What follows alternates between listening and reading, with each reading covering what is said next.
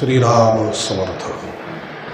विदेहा परी चालवोनी प्रपंचा, मुमुक्षु जना लागे अध्यात्म चर्चा, करोनी बहुलोक जे मिळवीती, नमस्कार त्या ब्रह्मचैतन्य मूर्ती.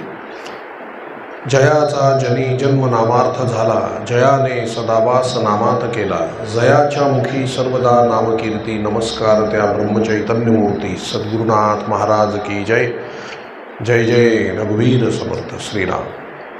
यं ब्रह्मा वरुणेन्द्र रुद्रमरुतस्तुन्वन्ति दिव्यैस्तवैः वेदैः साङ्गपदक्रमोपनिषदैर्गायन्ति यं सामगाः. ध्यानावस्थिततजगतेन मनसा पश्यन्ति यं योगिनो, यस्या तन्न विदुःसुरासुरगणा, देवाय तस्मै नमः. महायोगपीठे तटे भीमरथ्या, वरं पुण्डरीकाय दातुं मुनीन्द्रैः समागत्य तिष्ठन्तानन्दकन्दं, परब्रह्मलिङ्गं भजे पाण्डुरङ्गम्. अलंकापुरी पुण्यभूमी पवित्र, इथे नांदतो ज्ञानराजा सुपात्र. तयाठविता महापुण्यराशी, नमस्कार माझा श्री सद्गुरु ज्ञानेश्वरासी. कुंडली कवरदा हरी विठ्ठल, श्री ज्ञानदेव तुकाराम. पंढरीनाथ महाराज की जय. सद्गुरुनाथ महाराज की जय. जय जय रघुवीर समर्थ.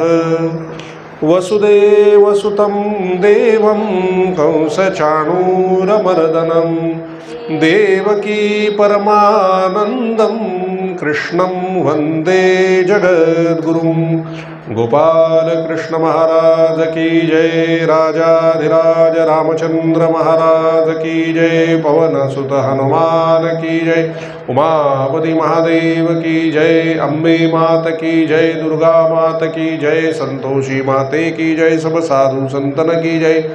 श्री अनंत कोटि ब्रह्मांड नायक राजाधिराज सच्चिदानंद सद्गुरु श्री ब्रह्मचैतन्य महाराज की जय.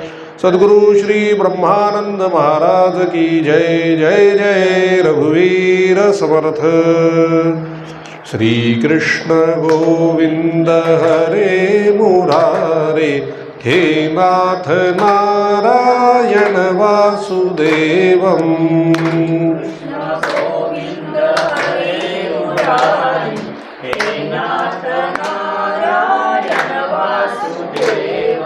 श्री कृष्ण गोविंद हरे मुरारे, हे नाथ नारायण वासुदेवं.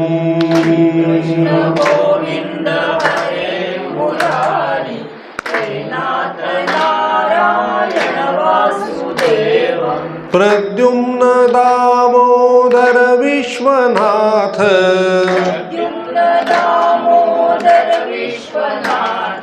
प्रद्युम्न दामोदर विश्वनाथ,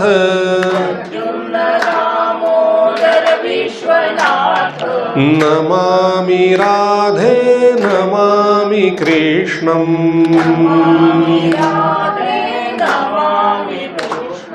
नमामि राधे नमामि कृष्णं.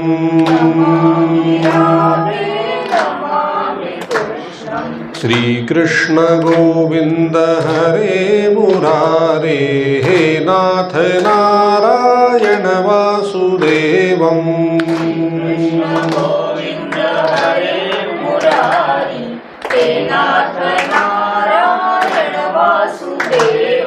श्री कृष्ण गोविंद हरे मुरारे, हे नाथ नारायण वासुदेवं.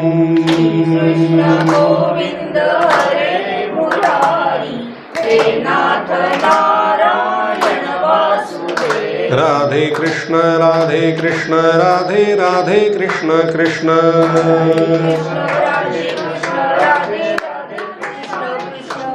राधे कृष्ण राधे कृष्ण राधे राधे कृष्ण कृष्ण राधे कृष्ण राधे कृष्ण राधे राधे कृष्ण कृष्ण राधे कृष्ण राधे कृष्ण राधे राधे कृष्ण कृष्ण राधे कृष्ण राधे कृष्ण राधे राधे कृष्ण कृष्ण राधे कृष्ण राधे कृष्ण राधे राधे कृष्ण कृष्ण राधे कृष्ण राधे कृष्ण राधे राधे कृष्ण कृष्ण गोपाल कृष्ण भगवान की जय। सद्गुरुनाथ महाराज की जय। जय जय रघुवीर समर्थ। राधे राधे राधे राधे राधे राधे। हरे कृष्ण। जय सिया राम। राधे राधे।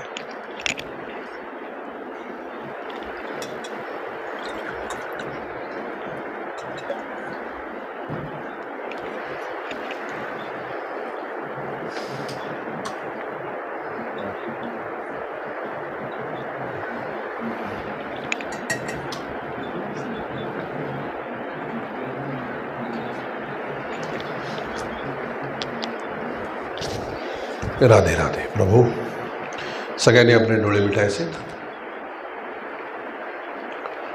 डोळ्यासमोर श्री क्षेत्र पंढरपूर मुख्य मंदिर परमपिता पांडुरंग परमात्मा यांच्या समोर यायचं आहे। त्यांच्या चरणी असंख्य तुलसीपत्राने फुलं व्हायचे आणि नमस्कार करायचा आहे। त्यांच्याच पाठीमागे उभ्या असलेल्या रुक्मिणी माता, सत्यभामा माता, राधा माता यांच्याही चरणी फुलं व्हायचे आणि नमस्कार करायचा आहे। पुन्हा परत फिरून परमपिता पांडुरंग परमात्मा यांच्या समोर यायचे, त्यांच्या चरणी आपलं मस्तक नत करायचं आणि प्रार्थना करायची। हे प्रभू, हे दयानिधे, या संसार सागरातून लवकर आमचा उद्धार कर। आम्हाला संतती, संपत्ती इत्यादी ऐहिक सर्व सुख प्राप्त होऊ दे आणि दया, क्षमा, शांती, विवेक, वैराग्य, आनंद, उत्साह, प्रेम इत्यादी पारलौकिकही सर्व गोष्टी आम्हाला प्राप्त होऊ देत। आम्हाला इहलोक आणि परलोक दोन्हीही साध्य होऊ दे, दोन्हीही प्राप्त होऊ दे। पांडुरंगा, आम्हाला तुझी अनन्य प्रेममय अशी भक्ती प्रदान कर, तुझं ज्ञान प्रदान कर, तुझं प्रेम प्रदान कर, तुझं नाम प्रदान कर। तुझ्या नामामध्ये गोडी येऊ दे, रस येऊ दे। तुझं गोड नाम अखंड आमच्या मुखामध्ये वसू दे। आमचं आपापसातील निस्वार्थी प्रेम वाढेल असा उपाय कर आणि आम्हा सगळ्यांना तुझ्या चरणाशी अखंड प्रेमात, अखंड आनंदात, अखंड समाधानात, अखंड एकत्र ठेव। परमपिता पांडुरंग परमात्मा यांनी स्मितहास्य करीत आपला उजवा हात आपल्या सगळ्यांच्या मस्तकावर ठेवला आहे आणि तथास्तु असा आशीर्वाद दिला आहे, तो ग्रहण करायचा। पुन्हा एकदा त्यांच्या चरणी आपलं मस्तक नत करायचं आणि 2 मिनिटं डोळे झाकून स्वस्थ बसायचं आहे।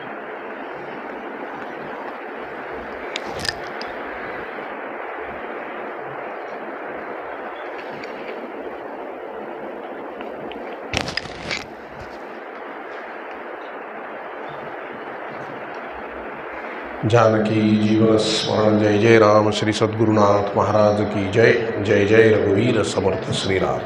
महावैष्णव संत भगवान श्री ब्रह्मचैतन्य महाराज, श्री ब्रह्मानंद महाराज आणि त्रैलोक्य पावनी श्रीमद्भागवत कथा ऐकण्याकरता जमलेले सर्व प्रिय भाविकजन, कथेचा आज शेवटून दुसरा दिवस, उद्या कथेचा समारोप।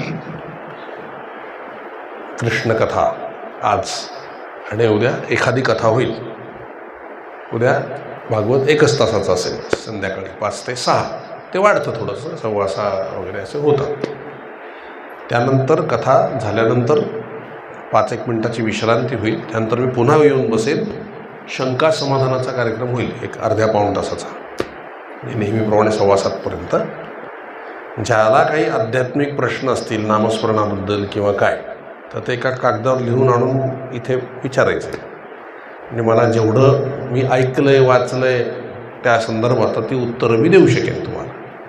आणि तो शंका समाधानाचा कार्यक्रम संपला 7:15पर्यंत की मग इथे महाप्रसाद आहे। मग महाप्रसाद घ्या सगळ्यांनी। भागवताच्या 7 दिवसाचं सगळं सार त्या महाप्रसादात असतं आहे। महाप्रसाद घेतलं म्हणजे भागवत आत जातं, जे राहिलेलं असेल ते सगळं आत जातं। अशा पद्धतीचा उद्या समारोपाचा कार्यक्रम असेल। शेवटी परत एकदा सांगितलं भागवत संपताना, माझ्या लक्षात राहणार नाही म्हणून आता सांगून मोकळा झालो. ठीक आहे, आता ऐकून तर होईल 7 दिवस भागवत. आता इथून पुढे त्याचं चिंतन तुम्हाला करायचं आहे. चिंतन, मनन, निधिध्यासन, स्मरण आणि अखंड नामस्मरण हे केलं तर होत आहे. महाराज ज्यांच्या कृपेने ही भागवत कथा पार पडते,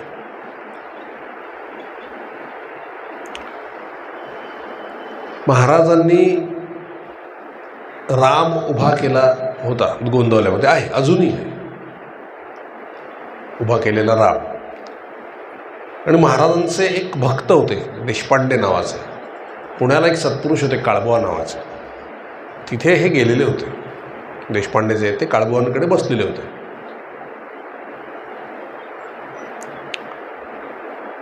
काळबुवाने विचारलं देशपांडेंना, तुमच्या गुरुचा फोटो बिटो आहे का तुमच्याकडे? हो म्हणले आहे. महाराजांचा फोटो काढला, दाखवला. तर त्यांनी ध्यान लावलं काळबुवाने, आणि ध्यानातून ते असे पुण्यावरनं निघाले ध्यानातून, आणि कुठे आले ते कोरेगावपर्यंत आले. कोरेगाववरनं रस्त्यावरनं चालत चालत म्हणजे ध्यानाने ते आले गोंदवल्यापर्यंत. गोंदवल्यापर्यंत आले आणि आधी पहिल्यांदा 2 वेळा त्यांनी हा प्रयत्न केला. आधी एक महाराजांची जी खोली होती त्या खोलीकडे गेले आणि एकदम म्हणले, अरे बापरे, पलंगावर केवढे मोठे माकड बसलेले आहे, हा तर रामदासी हनुमान आहे म्हणे, महाराजांबद्दल म्हणाले. तसंच दुसऱ्यांदा एकदा असेच कोरेगाव गोंदवले असे आले समोर, आणि त्यांनी जो राम उभा केला आहे महाराजांनी, त्या रामासमोर आले. तो राम पटकन काय म्हणाला, खरा राम बाहेर गेला आहे, त्यांनी उभा केलेला राम मी आहे म्हणाले. की मूर्ती बोलली बा. कोणाबद्दल? महाराजांबद्दल. आपल्याला कळले नाही, आपण महाराज म्हणतो, आपल्याला कळले नाही कोण आहे. ब्रह्मानंद महाराज काय म्हणले, पंढरपूरचा पांडुरंग दगड नाही आणि श्री महाराज माणूस नाही, ते प्रत्यक्ष राम आहेत.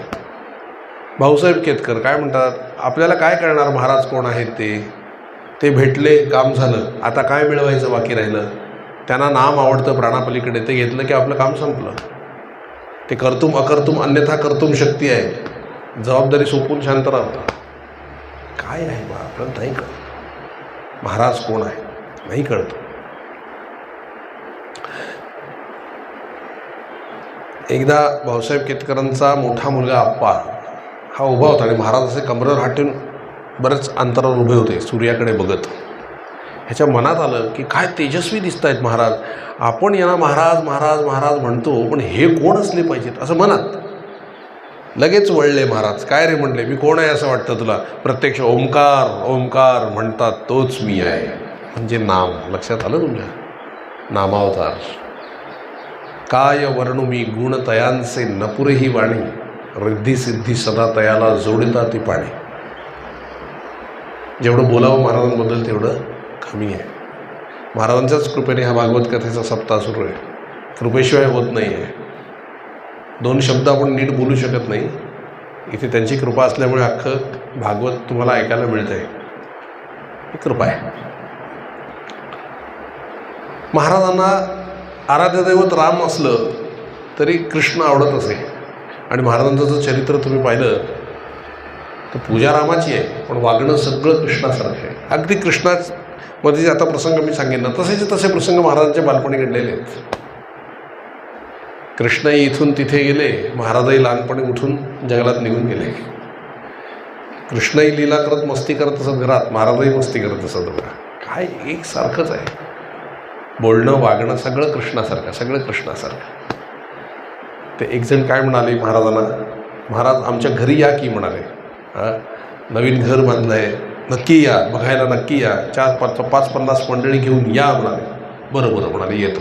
असं नाही म्हणाले, वचन द्या की तुम्ही याल. महाराज म्हणे ठीक आहे, वचन देतो, मी येतो. तर तो त्याच्यावरही थांबला नाही. तो काय म्हणला, हे वचन आहे की कृष्ण वचन आहे म्हणाले. तर महाराज काय म्हणाले, आलो तर राम वचन, नाही आलो तर कृष्ण वचन म्हणाले. बोलण्याची खूबी आहे महाराजांची. तसंच एक दिन मागे लागला होता महाराजांच्या. महाराज नवीन घर बांधलंय, तुम्ही घर बघायला या, घर बघायला या. बरं बरं येतो म्हणले. अहो म्हणले तुमचं नाव दिलंय बंगल्याला ब्रह्मचैतन्य. हा हो का, अरे वा छान म्हणा. मग 2-3 दिवसांनी महाराज गेले त्याचं घर बघायला. तो प्रत्येक खोली दाखवे, बघा हे बसायची खोली आहे बरं का महाराज. ते झालं की परत बाहेर येतात, बघा बघा ब्रह्मचैतन्य ब्रह्मचैतन्य, हो हो बरं बरं. मग इकडे किचन वगैरे दाखवायला गेलं की परत बाहेर येणार, बघा बघा ब्रह्मचैतन्य ब्रह्मचैतन्य. आणखी दुसऱ्या खोलीत नेले की ती खोली दाखवल्यावर परत आणायचा आणि काय म्हणायचं, बघा बघा ब्रह्मचैतन्य. अरे लेका, बंगल्याला माझं नाव दिलंय पण 7-12 तुझ्याच नावाचं आहे की म्हणले, उपयोग काय त्याचा. कसंही महाराज बोलण्यात वसतात होते बघा, की मर्मावरच बोट ठेवायचे, नुसते नाव ठेवून काय आहे. आत आहे का, तसं आपण करतो सगळी उपासना, आतमध्ये किती गेली आहे ह्याला फार महत्त्व आहे. ते 2 तास आम्ही म्हणजे कसे आहे बघा, महाराजांनी एकाला विचारलंय तर तो काय म्हणला, महाराज मी असे नामबिम काय घेत बसत नाही म्हणले, मी रोज 3 तास पूजा करतो, 3 तास लागतात मला पूजा. अरे वा वा मस्त छान म्हणलं महाराज. म्हणले वा छान, बोलणं मोठं हुशार असायचं महाराजांचं. मग थोडे इकडचे तिकडचे विषय काढले. म्हटलं मग काय म्हणता रावसाहेब, कोण कोण असतंय तुमच्या घरी. बघा तर तो काय म्हणला, काय नाही महाराज, मी असतो, माझी बायको असते, मुलं असतात आणि आई वडील असतात. अजून कोणतरी तुमच्या घरामध्ये आहे बघा जरा आठवा. नाही म्हणले एवढंच आहे आमच्या घरामध्ये, मी आहे, बायको आहे, मुलं आहेत आणि आई वडील आहेत.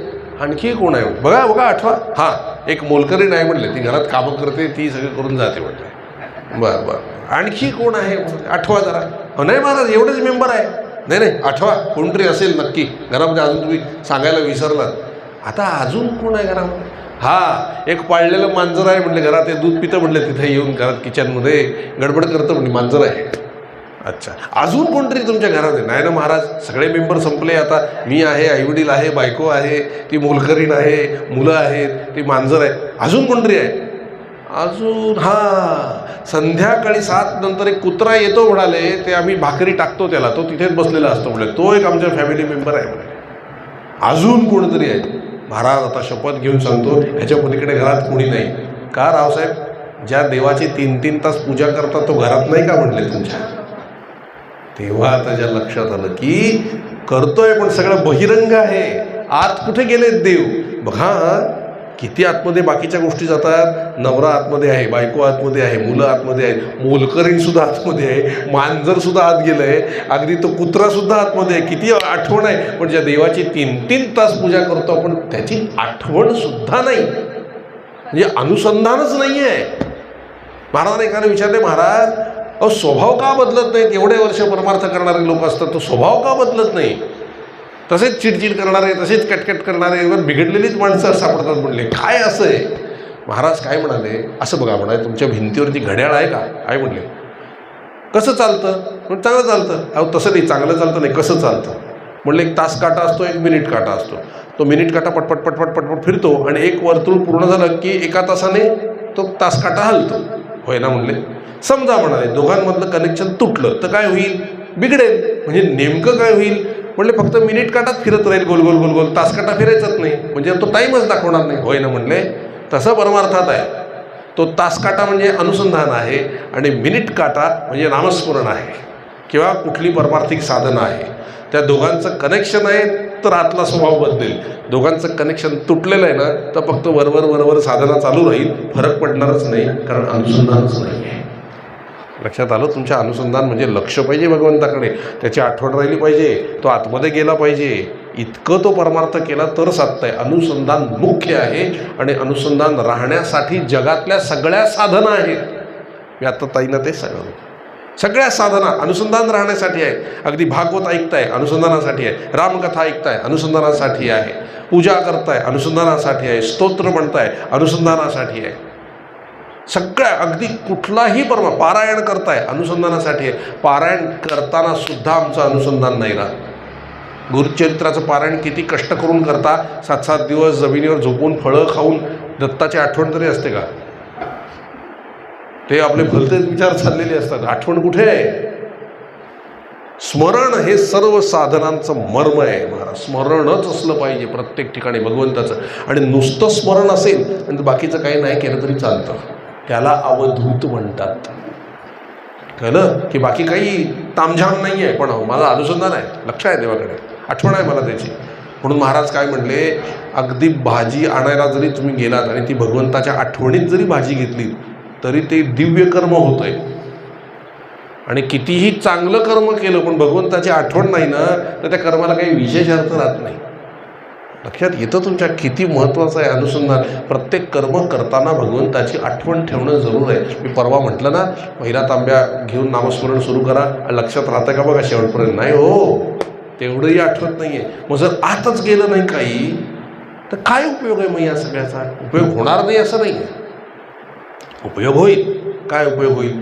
रोजच्या आंघोळीचा काय उपयोग होतो? अंगावर पाणी घेतं आणि आपण नंतर पुसून टाकतो. ते अंगावर पाणी कशासाठी? शरीर स्वच्छ होतं.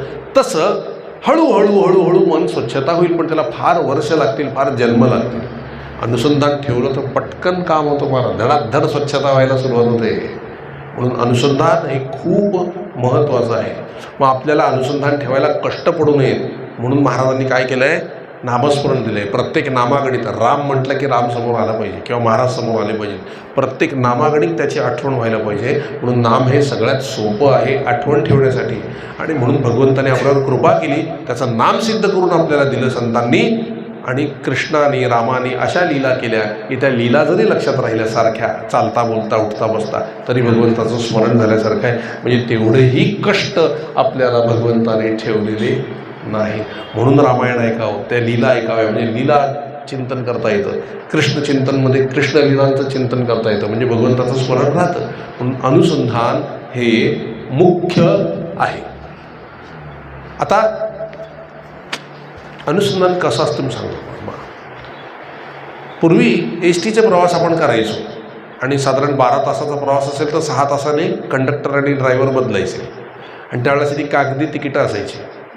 हे उडून जाईल, वारा आला की बसच्याच वारे आहे, ती फार सांभाळून ठेवावी लागत. म्हणजे परत बदलीचा कंडक्टर आला की त्याला परत ते तिकीट दाखवायला लागत असे. तर ते कुठे उडून जातात ना. एक हुशार माणूस होता, त्याने काय केलं, ते तिकीटं एनव्हलपमध्ये ठेवली आणि ते एनव्हलप वरच्या खिशात ठेवलं. दर तासाने तो फक्त असा हात लावून बघायचा, एनव्हलप आहे का, एनव्हलप आहे का. तिकीट आहे का बघायची गरज नव्हती त्याला, कारण त्याने एनव्हलपमध्ये ठेवली. एनव्हलप आहे म्हणजे तिकीट आहे. तसं अनुसंधान नामामध्ये ठसठशीत भरलेलं आहे. मग आपल्याला फक्त नाम चालू आहे की नाही एवढंच बघायचं आहे. नाम असलं चालू म्हणजे अनुसंधान आहे पक्का. तुमचं लक्ष असू देत नाही तर नसू दे, ते अनुसंधान असतंच. लक्षात आलं? म्हणून सगळ्यात सोपं आणि सगळ्यात दिव्य आणि सगळ्यात श्रेष्ठ साधन काही असेल परमात्मा प्राप्त करून घेण्याचं तर ते आहे नाम, नाम आणि नाम. नामस्मरणाने सगळं होत आहे. जसं जसे तुमची नामसंख्या वाढेल तसं तसं तुमचं चित्त शुद्ध होत जातं आणि भगवंताचं अनुसंधान पक्का होत जातं. 4 वाणीमध्ये नाम चालतं: वैखरी, मध्यमा, पश्यंती आणि परा. परा ही वाणी नाभी जवळ असते. वैखरी म्हणजे आता मी जे बोलतोय तुम्ही ऐकताय, श्रीराम जय राम जय जय राम, श्रीराम जय राम जय जय राम, श्रीराम जय राम जय जय राम, ही वैखरी वाणी आहे. 1 कोटी जप झाला की वैखरी वाणी डिझॉल्व होते. मग तो जप इथे उतरतो. कशामध्ये? मध्यमामध्ये. मध्यमेत उतरला की आवाज काढायची गरज राहत नाही. जीभ आणि ओठ हलतात असं. तिथे 1 कोटी जप झाला की तो पश्यंतीत जातो. तिथे जीभही हलत नाही, ओठही हलत नाही, स्मरण रूपाने नाम चालतं. कळलं तुम्हाला? ओठ न हलवता, जीभ न हलवता. तिथे एक कोटी जप झाला की तो परावाणीत जातो. परावाणीमध्ये काही नाही, फक्त अनुसंधान राहतं. सहज भगवंताचं चिंतन चालू राहतं, अनुसंधान राहतं. आलं की नाही आपण अनुसंधानापर्यंत? एवढा जप झाला की. आणि तिथे ते स्थिर कधी होतं? तिथे 1/2 कोटी जप लागतो. 1/2 कोटी जप झाला की ते स्थिर होतं आणि भगवंताची प्राप्ती होते. 1 कोटी, 2 कोटी, 3 कोटी, 3.5 कोटी. लक्षात आलं? 3.5 कोटी जपाने चित्त शुद्ध होतं आणि भगवंताचं अनुसंधान सहज लागतं, सहज लागतं. मग एक तर ते त्या प्रकाराने करा किंवा प्रॅक्टिस करा अनुसंधानाची. येता जाता उठता बसता महाराज महाराज महाराज महाराज महाराज महाराज महाराज महाराज महाराज सारखे आपले श्रीराम जय राम जय जय राम, श्रीराम जय राम जय जय राम, श्रीराम जय राम जय जय राम. प्रॅक्टिस, होलिझम पाहिजे. सगळ्या बाजूनी त्याला भगवंताला घेरा. जो दिसेल ते व्यक्ती हे महाराज आहेत, हे महाराज आहेत, हे महाराज आहेत म्हणून मनाने नमन करा. आतून महाराजच तुम्हाला रिॲक्ट होतील, हे लक्षात घ्या. जे जे भेटे भूत ते मानी जे भगवंता योग निश्चित जाण माझा. ह्या पद्धतीने अनुसंधान ठेवायला लागलात ताबडतोब आपल्यामध्ये फरक पडतो. नाही तर किती आयुष्यभर साधना करा, काहीतरी फरक पडणार नाही. थोडा फरक पडतो. लवकर परमात्मा गाठायचा असेल तर अनुसंधान लक्षात ठेवा. अनुसंधानावर फार जोर दिला पाहिजे. आणि म्हणून भगवंताचं चिंतन करावं, त्याचं नाम घ्यावं, त्याच्या लीलांचं श्रवण करावं, लीलांचं चिंतन करावं. त्याच्यासाठी ही रामकथा आणि भागवत कथा. काल आपण बघितलं भगवंताचा प्रादुर्भाव म्हणजे जन्म त्या तुरुंगामध्ये झालेला आहे. आजही मथुरेला तो तुरुंग तसाच्या तसा, ती खोली तशीच्या तशी आहे. फक्त 7 तुरुंग होते. कसं ठेवलं होतं सांगतो मला. 7 तुरुंग होते. एकात एक अशा 7व्या तुरुंगात यांना ठेवलं होतं देवकी आणि वसुदेवा. आताही ते 7 तुरुंग आहेत, पण आता तिथे 6 ठिकाणी मस्जिद उभी राहिलेली आहे. 7वी खोली तेवढी त्यांनी ठेवली आहे. तिथे आज दर्शन घेता येतं. भगवान ज्या दिवशी जन्म घेणार त्याच्या 7 दिवस आधीपासून त्या तुरुंगामध्ये सुदर्शन प्रगट झालं होतं आणि ते सुदर्शन त्या खोलीत फिरत होतं. तेव्हा निश्चित झालं होतं की आता भगवंत जन्माला येणार. आणि भगवंताचा जन्म झाला. सर्व देवतांनी पुष्पवृष्टी केली. भगवान सर्व देवतांकडे टुकुर टुकुर टुकुर टुकुर टुकुर टुकुर पाहत होते. गोड होते दिसायला एकदम भगवान. त्यांनी हळूच बासरीनी अशी खूण केली सगळ्या देवांना की आता जा. तेव्हा सगळ्यांनी दर्शन घेतलं. महादेवांनी दर्शन घेतलं, निघून गेले. आता निळं सावळं परब्रह्म, पण आकाशात काळे ढग कसे जमतात, थोडे पांढरे थोडे काळे, तसं भगवंताचं शरीर होतं. ते बघून वासुदेव असे बघत बसले की खरंच आहे का हे खरंच बालक आहे का, खरंच बाळ जन्माला आलं आहे का.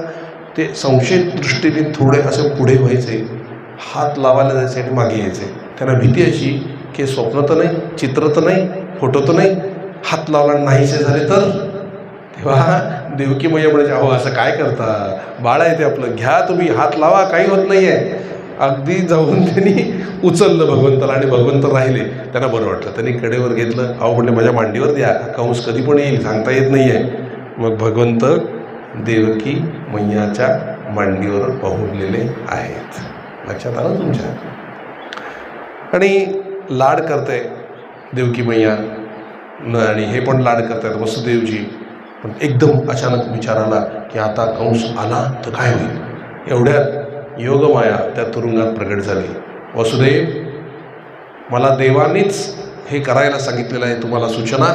हे प्रत्यक्ष परब्रह्म आहे. याला आत्ताच्या आत्ता घे या बाळाला आणि गोकुळात नंदबाबांच्या घरी सोडून ये. आणि तिथे कन्या जन्माला आली आहे, म्हणजे कोण, ती स्वतःच होते. त्या कन्येला घेऊन इथं ये. एवढं म्हणून ती निघून गेली. कळे ना वसुदेवाला काय करावं आता, बाळाला न्यायचं कसं. पोट भरून बघून घेतलं बाळाला आणि हातात बेड्या, पायात बेड्या, तुरुंग आहेत, कसं नेणार आणि ह्याला नेणार कशातनं. लक्षात घ्या, भगवंत आपली व्यवस्था करतो ना, तो स्वतःची पण व्यवस्था करून घेतो. तिथे बघितलं फुलं ज्याच्यातून टाकली होती ना, ती फुलांची टोपली पडलेली होती बाजूला आणि त्या टोपलीत छान गादी होती. ते भगवंताने व्यवस्था केली होती. म्हणून भगवंताला त्या टोपलीत ठेवलं, गादीत घेतलं आणि टोपली हातात घेतली आणि तुरुंगाच्या समोर उभे राहिले. संकटाच्या तुरुंगासमोर जेव्हा भगवंताचं ध्यान करून स्मरण करून उभे राहतात ना, तेव्हा संकटाचे दरवाजे उघडतात आणि संकट नाहीशी होतात. त्याप्रमाणे दारावरच्या त्या सगळ्या सैनिकांना झोप लागली, विशुद्ध पडले. त्यांच्या खिशातून साव्या निघाल्या, कुलपाला लागल्या, कुलप उघडली. सगळे 7च्या 7 तुरुंगाचे दरवाजे खडखड खडखड खडखड खडखड उघडले. भगवान आहेत ते, भगवंतासमोर काय टिकणार आहे. तसं संकटाची कुलप उघडतात. भगवंताचं स्मरण ठेवून समोर गेलात की बरोबर उघडतात. आणि झालं, भगवंताला हातात घेतलं आणि वसुदेव निघाले. शेवटच्या दरवाजावर आले. बाहेर पडणार तोच रिमझिम झिम असा पाऊस पडत होता. अंधार होता.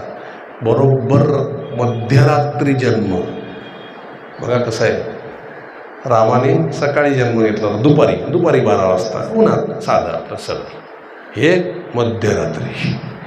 तारीख पण काढणार नाही, आदला दिवस आहे का दुसरा दिवस आहे, बरोबर मध्ये, बरोबर अष्टमीच्या तिथीला बरोबर मध्ये रात्री जन्म घेतला होता, मध्यरात्री.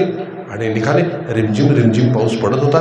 ढगसुद्धा हलके हलके आवाज करत होते. का, ढगांना वाटलं माझ्या आवाजाने भगवंताला त्रास नको व्हायला. रिमझिम पाऊस का होता, त्या पावसाने विचार केला की माझे थेंब जर जास्त जोरात पडले तर भगवंताला लागतील, म्हणून रिमझिम रिमझिम पाऊस. मस्त ती सगळी फुलं उमलली होती भगवंताच्या स्वागतासाठी. यमुनेचं पाणी खळखळ खळखळ खळखळ खळखळ खळखळ खळखळ सुंदर असं शांतपणे वाहत होतं. वसुदेवाला वाटलं आता बाळ भिजेल, काय करायचं, पण न्यावं तर लागेल, म्हणून हातात घेतलं आणि यमुनेमध्ये उतरायला सुरुवात केली. बारीक बारीक बारीक बारीक पाऊस चालू होता. आता जमुना मैया म्हणजे भगवंताच्या पत्नी आहेत त्या यमुना मैयाने प्रार्थना केली, प्रभो मला तुमचे चरण स्पर्श करा, म्हणजे मला माझं भाग्य येते, माझा चरण लावा माझ्या पाण्याला. भगवंत हसले, लीला केली, लावले नाही. म्हणजे असं का, बघा आता मी माझा वेग वाढवते आणि तुमचे चरण स्पर्श करून दाखवते. छातीशी धरलं होतं ना, तुमचं चरण स्पर्श करून दाखवते. अभिमान आला, भगवंताला अभिमान आवडत नाही. त्यांनी प्रेरणा केली वसुदेवाला वाटलं तर पाणी वाढतंय, गुडघ्याच्या वर आलंय, कमरेच्या वर येतंय, म्हणून त्यांनी भगवंताला डोक्यावर ठेवलं. डोक्यावर ठेवल्याबरोबर शेषनागाने आपला फणा भगवंतावर धरला, पाऊस लागू नये म्हणून, आणि यमुनेचं पाणी वाढू लागलं गुडघ्यापर्यंत, कमरेपर्यंत, छातीपर्यंत, नाकात तोंडात पाणी जायला लागलं. तरी वसुदेवाने देवाला खाली ठेवलं नाही. हा कन्हैया स्वतःच्या तीर्थरूपांची पण परीक्षा बघतो, तुमची आमची बघितली यात शंकाच काय परीक्षा बघितली? नाकातोंडात पाणी जात आहे तरीसुद्धा देवाला खाली ठेवतो का नाही? आपल्यावर संकट आलं की आपण म्हणतो देव नाहीच. कळलं? एवढं संकट जीवावर येऊनही वसुदेवाने देवाला सोडलं नाही, म्हणून ते एवढे मोठे झाले. आणि सोडलं नाही, धीर धरला. आणि यमुना मैया थकली, त्याच्यावरती वाढेना, आणि ती म्हणते प्रभो मी हरले, आता तुम्हाला जे योग्य वाटतं ते करा, तुमच्या चरणराजाची मला अपेक्षा आहे. अभिमान गेला आणि भक्ताने सहन केलं, म्हणून कृष्णाने टोपलीतनं पाय बाहेर काढला, यमुनेला असा लावल्या, बरोबर यमुना दोहनली आणि गुडघ्यापर्यंत पाणी आलं सरळ खाली. आणि वसुदेव भगवंताला घेऊन धारण करून चाललेले आहेत. परत दुसऱ्या किनाऱ्यावर ते उतरले, गोकुळामध्ये आले.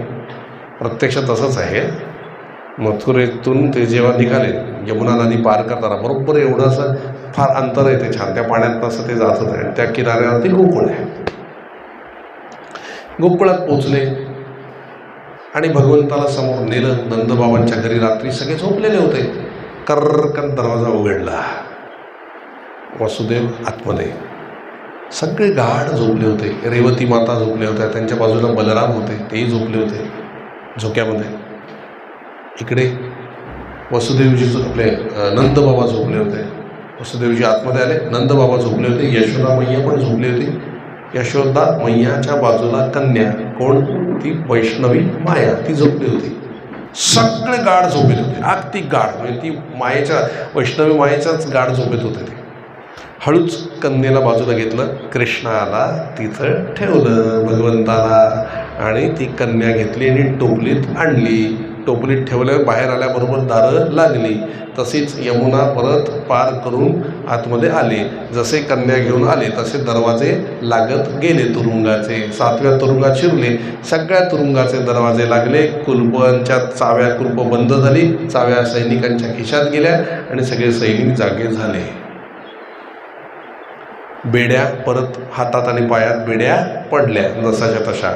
मायेला घरी आणलं की हातापायात बेड्या पडतात, कृष्णाला हातात घेतलं की संसाराच्या मायाच्या बेड्या सुटतात. म्हणून नेहमी कृष्णाला धारण करून ठेवावं.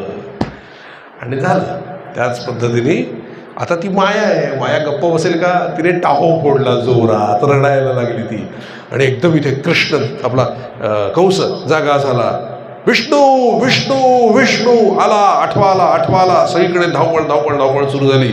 आता मात्र तो चिडला आणि उठून तुरुंगामध्ये अतिशय संशयित नजरेने आला की हा आठवा आहे, हा माझा वध करणार आहे, हा आठवा आहे. तेवढं देवकी ओरडून सांगते, देवकी मैया, अरे दादा हा आठवा नाही आहे, ही कन्या आहे. नाही, हाच विष्णू आहे. अरे हा विष्णू कसा असेल, ही कन्या आहे का? मोहिनी रूप त्यानेच धारण केलं होतं ना. तो मोठा छली आहे, मायावी आहे, तो काहीही करू शकतो. हाच विष्णू आहे, दे याला माझ्याकडे, असं म्हणून ओढाओढी करत त्या कन्याला ओढलं. शिळेवर आपटणार तेवढ्यात ती कन्या हातातून निसटली आणि अष्टभुजाधारी देवी त्या ठिकाणी प्रगट झाली. बोलो दुर्गा मैया की जय. देवी प्रगट झाली, अष्टभुजाधारी, शंख, चक्र, गदा, पद्म, तलवार, त्रिशूल, भादे असे सगळ्या पद्धतीने अष्ट आयुध आणि वाघावर सिंहावर बसलेली ती देवी विकट हास्य तिने केलं आणि म्हणाले, मूर्खा, ज्याच्यासाठी एवढं सगळं केलंस तो तुझा काल कधीच जन्माला आलाय आणि तो इथून दुसरीकडे गेलाय, वाढतोय तो तिथे, तोच तुझा वध करेल हे निश्चित ठेव, निश्चित समज. आणि तू कोणाचा वध करायला चालला होतास? माझा? जी नाहीच आहे, माया. मी त्यांची वैष्णवी माया आहे.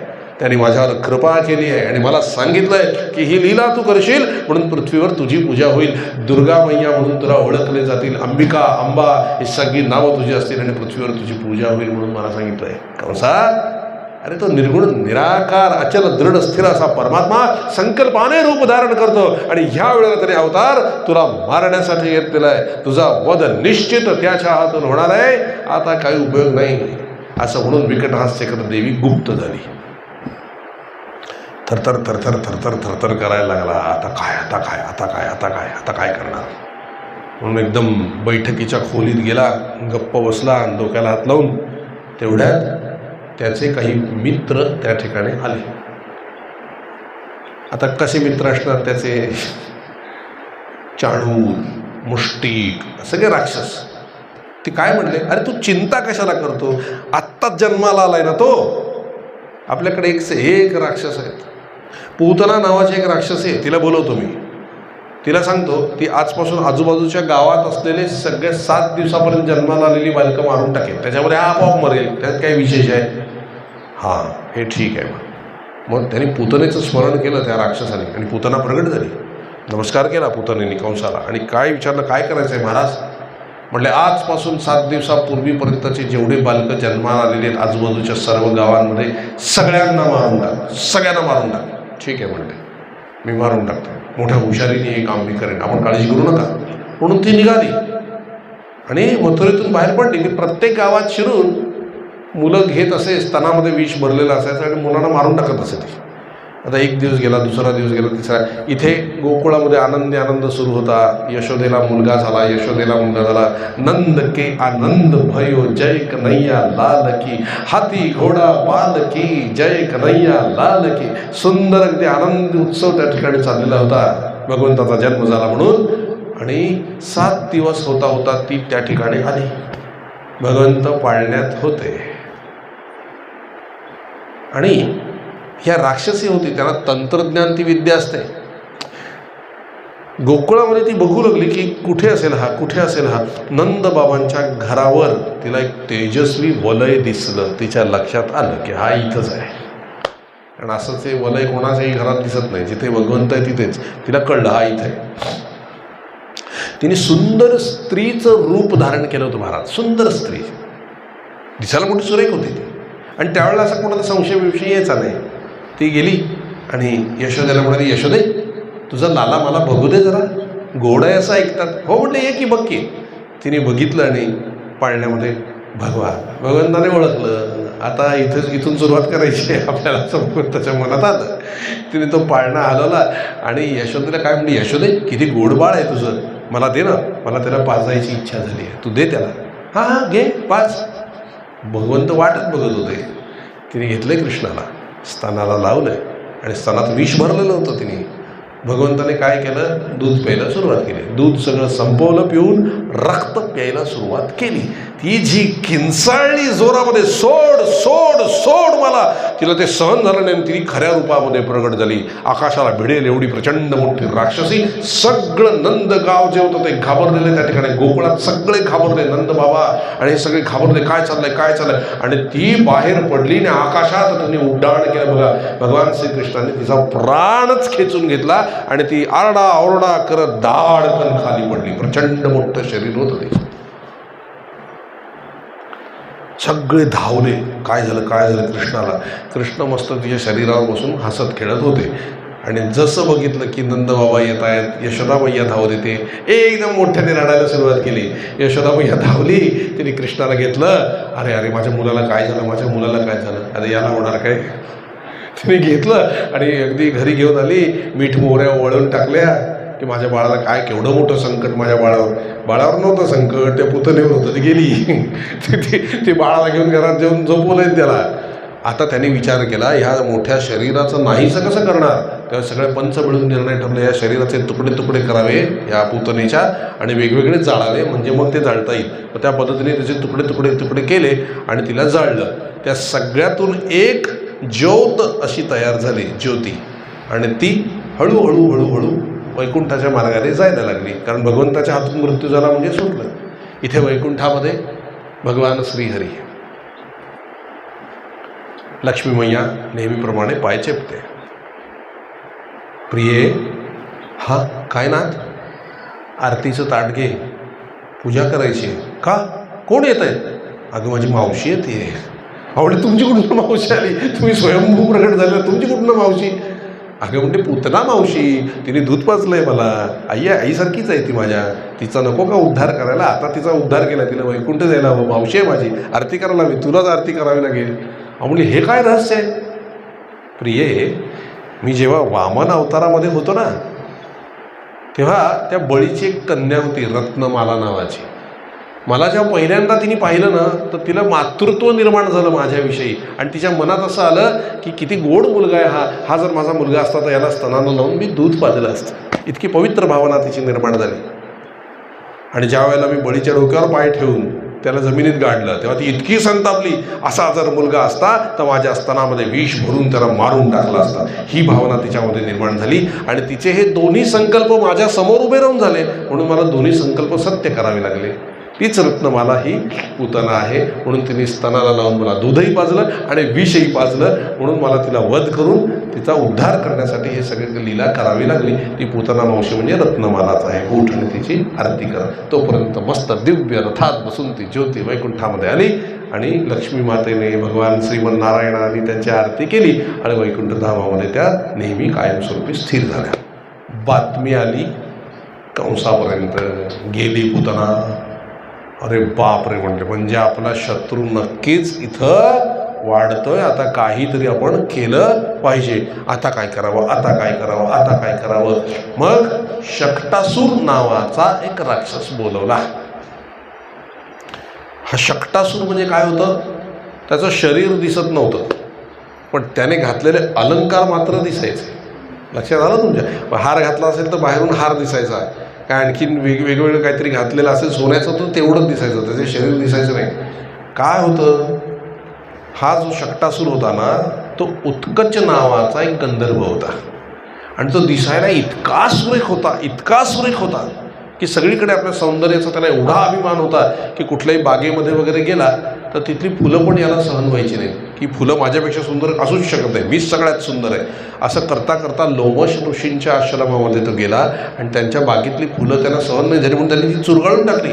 चुरगाळून टाकल्याबरोबर लोमश ऋषींना राग आला आणि ते म्हटले, ज्या शरीराचा एवढा अभिमान धरतोयस ना, जा शरीर रहित हो. तो शाप मिळाला. त्याला कळलं, अभिमान गळाला. तो क्षमा याचना करू लागला. तेव्हा म्हणाले, द्वापर युगात जेव्हा भगवान श्रीकृष्ण येतील तेव्हा तुझा उद्धार त्यांच्या हातून होईल, मग तुला तुझ्या शरीराची आणि गंधर्व योनीची प्राप्ती होईल. तोपर्यंत भजन करत बस. तोच हा शक्टासूर राक्षस म्हणून कोणाकडे होता?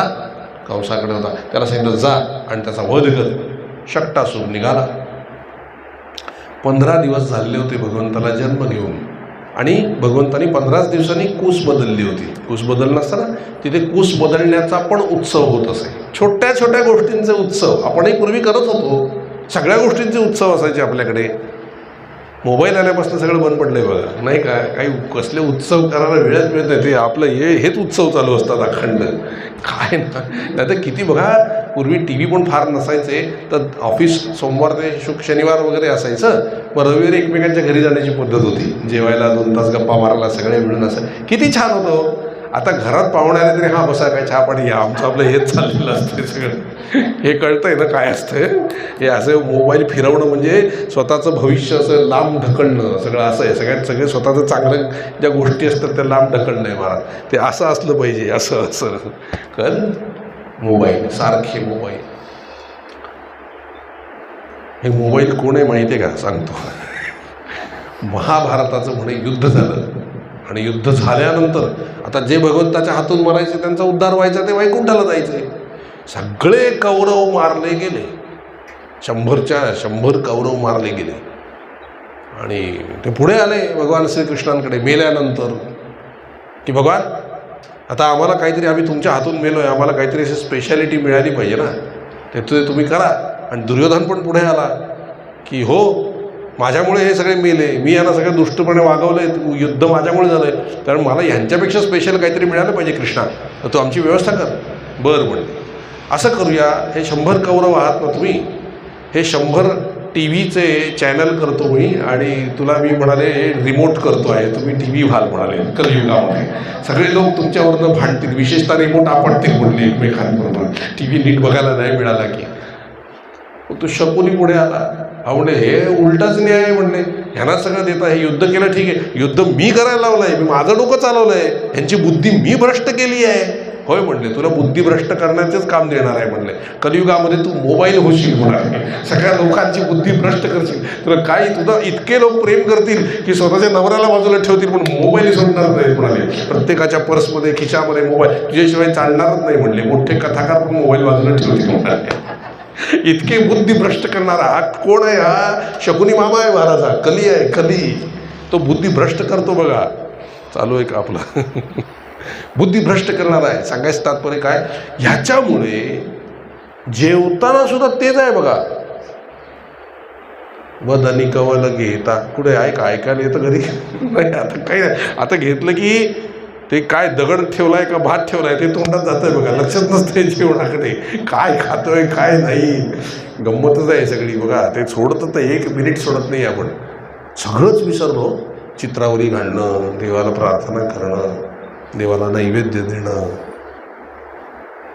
सगळं विसरलं. एकत्र बसून जेवायला, किमान भजन आणि भोजन तरी परिवाराने एकत्र करावं, बाकी सगळं असतं तर असू दे, छानपैकी गप्पा मारून जेवण करावं किंवा जेवणात लक्ष असावं. भगवंताच्या प्रत्येक घासागणिक त्याचं नाम आतमध्ये गेलं पाहिजे, श्रीराम जय राम जय जय राम, महाराज किती कृपा केली किती कृपा केली, हे असलं पाहिजे नाही का.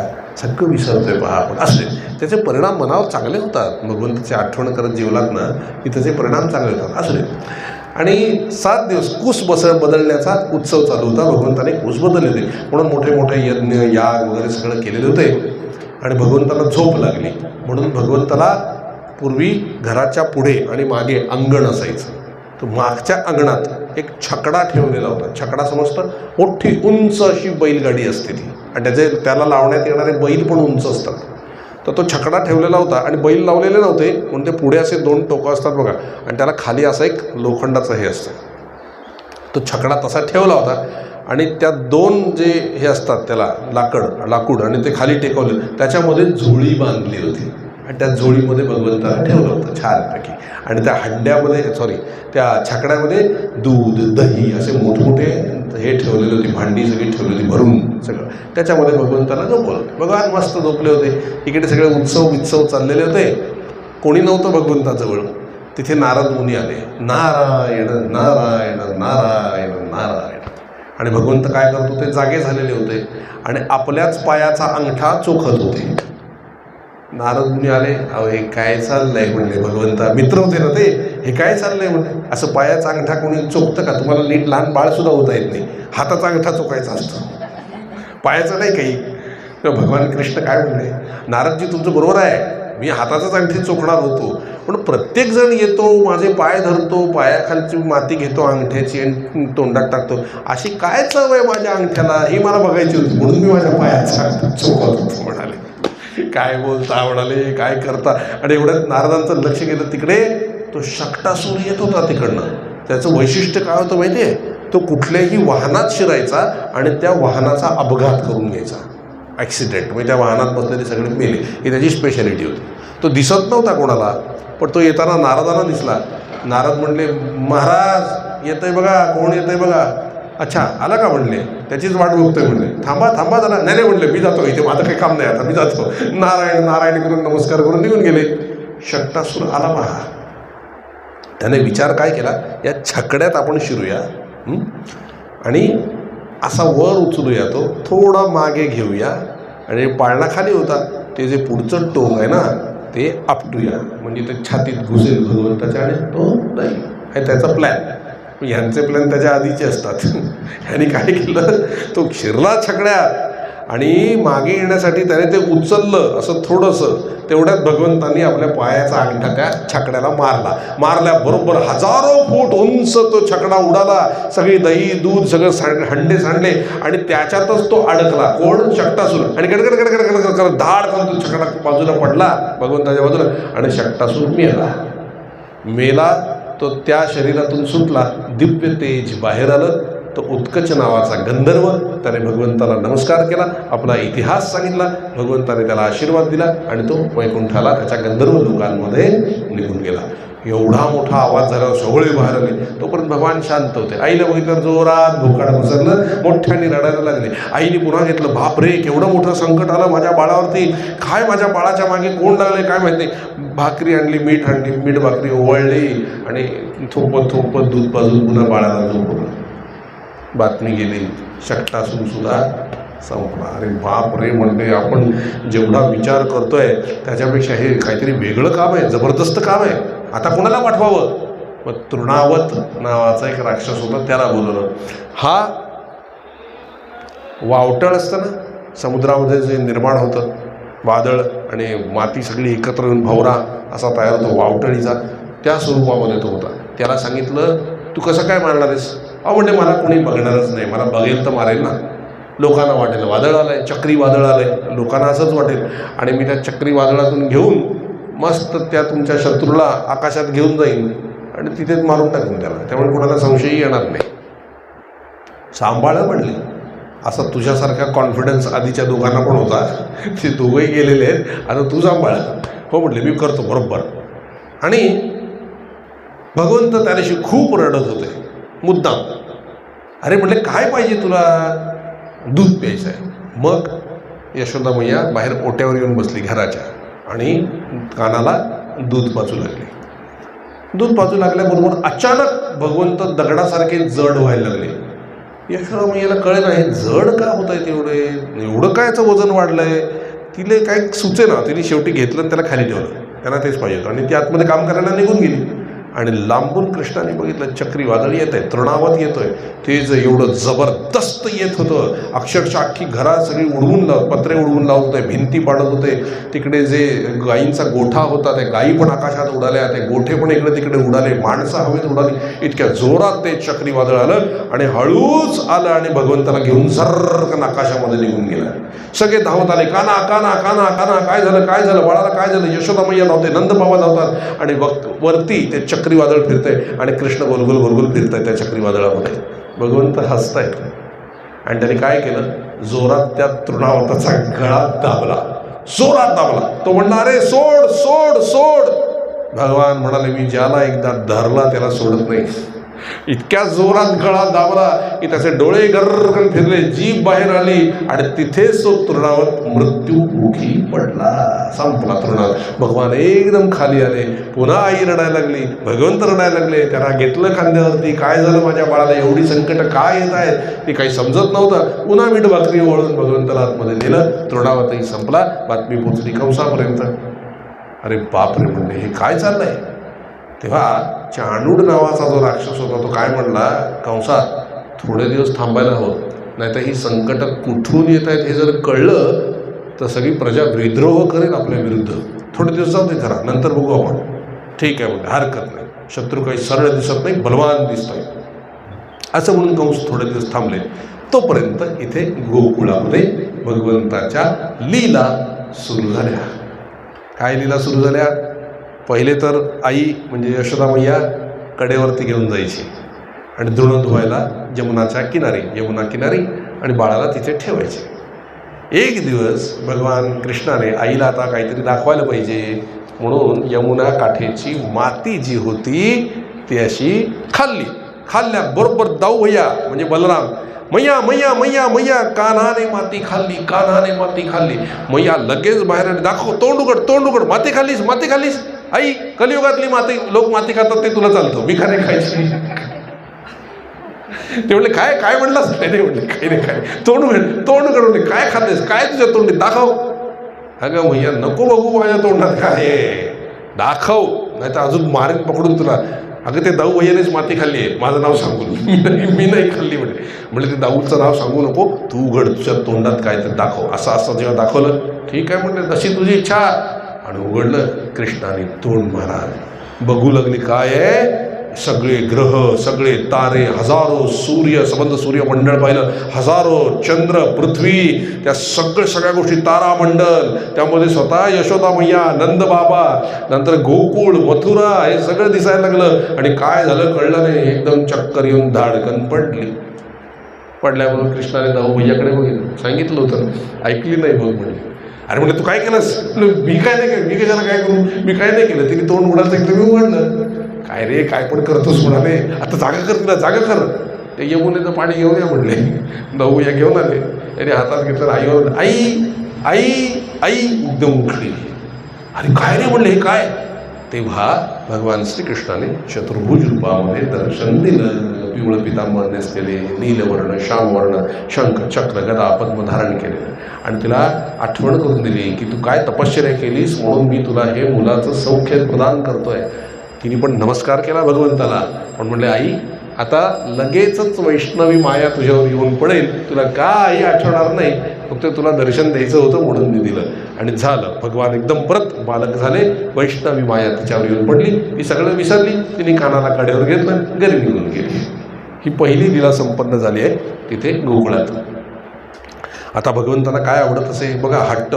ते जेव्हा मैया ते दही घुसळत असे लोणी काढण्याकरता, तेव्हा ए आई माझ्याबरोबर खेळ ना, मला कंटाळ येतो एकट्याला घरामध्ये, तू माझ्याबरोबर खेळ. अरे कन्हैया बघ, मी काम करते ना, मध्ये मध्ये येऊ नकोस.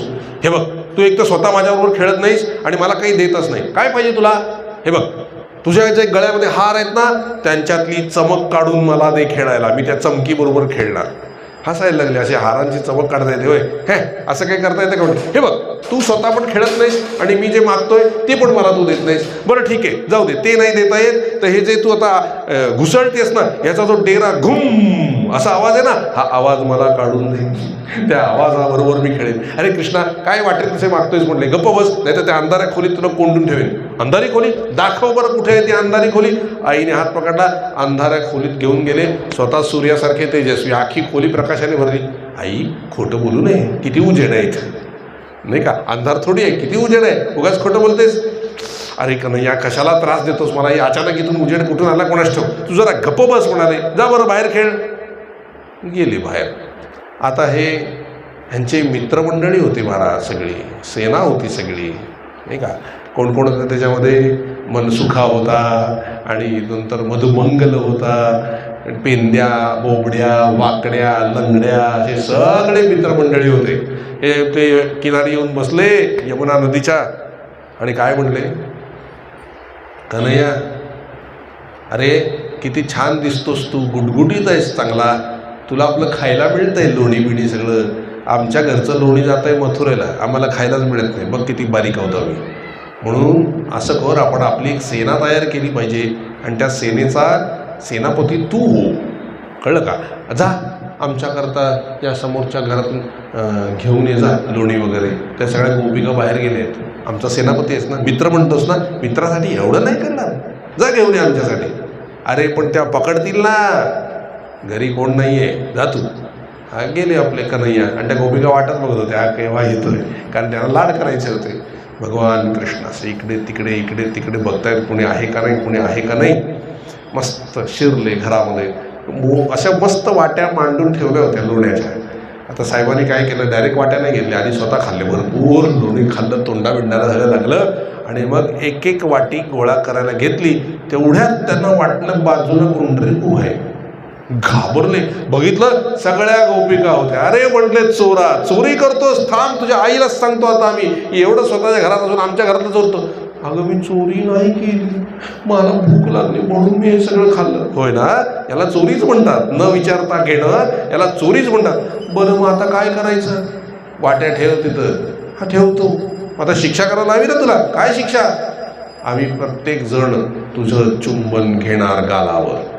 त्याने अशा हात ठेवले सगळ्यांसमोर. अरे मग काय मोठा माणूस लागून गेलास काय, लहान असता राहायचं, चल म्हणलं इकडे, हीच तुला शिक्षा आहे. मग त्याने प्रत्येकाने असं चुंबन केलं. अगं हळू हळू, माझे गाल नाजूक आहे, दुखतं मला. होय ना, तरी सुद्धा आम्ही घेणार. प्रत्येकाने घेतलं आणि म्हणजे आता आम्हाला नाचून दाखव. आता हे काय नवीन केली ना शिक्षा, काय करायची ती? नाही नाही नाही, असं नाही सोडणार तुला. ताक देतो ना तुला प्यायला, आम्ही ताक देतो, दही देतो, नाचून दाखव. अगं मला नाचताच येईना, आम्ही दाखवतो ना तुला. हे बघ, असा हात ठेवायचा डोक्यावर, असा हात ठेवायचा कमरेवर आणि असं ठुमक ठुमक ठुमक ठुमक नाचायचं. म्हणले नाच, नाचून दाखव. ते म्हणले अगं मला येत नाही, तरी नाचायला सुरुवात केलं. यांनी टाळ्या वाजवायला सुरुवात केली, यांनी नाचायला सुरुवात केली. आणि भगवान शिव हसतायत तिकडे कैलासावर बसून. पार्वती माता म्हणले हा काय झालं, काय हसताय? बघ बघ म्हणले, हे परब्रह्म आहे म्हणले, निर्गुण निराकार अचल दृढ स्थिर परमात्मा, निर्गुण निराकार, एकेकाळी असणारा राम, एकेकाळी असणारा नरसिंह, एकीकडे असणारा कुर्म, एकीकडे असणारा वामन. बघ म्हणले, बघ कसा गोपिका नाचवतायत म्हणाले. ते आपण हसायला लागल्या. पार्वती मैया आवडे ही काय लीला आहे? अगं या गोपिका सामान्य नाहीये. हे ज्या सगळ्या गोपिका आहेत ना, या हजारो करोडो वर्ष तपश्चर्या केलेले साधू आहेत आणि त्यांना भगवंताबरोबर प्रेम निर्माण झालेलं असल्यामुळे ती लीला करण्यासाठी, भगवंत आपलं प्रेम त्यांना देण्यासाठी, त्यांना मातृत्व निर्माण झालं होतं भगवंताविषयी, ते पूर्ण करण्याकरता भगवंताने ही लीला केली आहे. या सगळ्यांना गोपी केलेलं आहे म्हणले. आणि भगवान लहान रूपात त्यांच्याकडे आत्ता गेलेले आहेत. बघ म्हणले, दिव्यदृष्टी दिल्याबरोबर पार्वती मातेने पाहिलं कृष्ण मध्ये होते, बाजूला गोपिका टाळ्या वाजवत वाजवत नाचत होत्या, गात होत्या. आणि पार्वती मातेने पाहिलं तर ते साधू दिसले सगळे आजूबाजूला गोल गोल नाचणारे. त्यांनी नमस्कार केला आणि क्षणार्धात पुन्हा त्या गोपिका झालेल्या दिसल्या. म्हणून बस्त शिव त्या लीला सगळ्या बघत होते. झालं, त्या गोपिका गोल गोल गोल गोल गोल गोल फिरतायत. कन्हैया अगं बस झालं की, माझी कंबर दुखायला लागली, मला त्रास होतोय की, बस झालं की. ते बघतायत, ते गुंग झाले नाचण्यामध्ये. भगवान म्हणले आता सटकायला पाहिजे इथून. म्हणून त्यांनी बघितलं आणि ज्या दोन गोपिकांवर थोडं अंतर होतं, चटकन खाली वाकले, सटकन एकदम बाहेर सटकले आणि धावत धावत दूर दूर दूर दूर दूर दूर धावत कुठे आले? यमुना किनारी. ते सगळे बसले होते. अरे आणलंच का, आणलंच का? अरे खड्ड्यात जा तुम्ही लोक, सेनापतीला एकट्याला पाठवताय, तुम्हाला काही लाजा वाटतात? अख्खं सैन्य बरोबर असतं, तुम्ही सेनापतीलाच एकटे बळी द्यायला पाठवलं. किती नाचायला लावलं, किती माझं कंबर दुखलं, किती माझे हातपाय दुखले, किती माझी मान मोडली, किती जोरात त्याने चुंबन घेतलं. बघा गाल माझे सगळे लाल झाले. तुम्हाला कळतं काही असं एकट्याला पाठवतात? ते म्हटलं अरे क्षमा कर म्हणे कृष्णा, आमचं काही अशी तशी इच्छा नव्हती, आम्ही तुझे हातपाय दाबतो, तू आमचा सेनापती आहे. खड्ड्यात गेला सेनापती, मी काही सेनापती वगैरे होणार नाही. सगळ्यांनी लाडी गोडी लावली, हातपाय दाबले.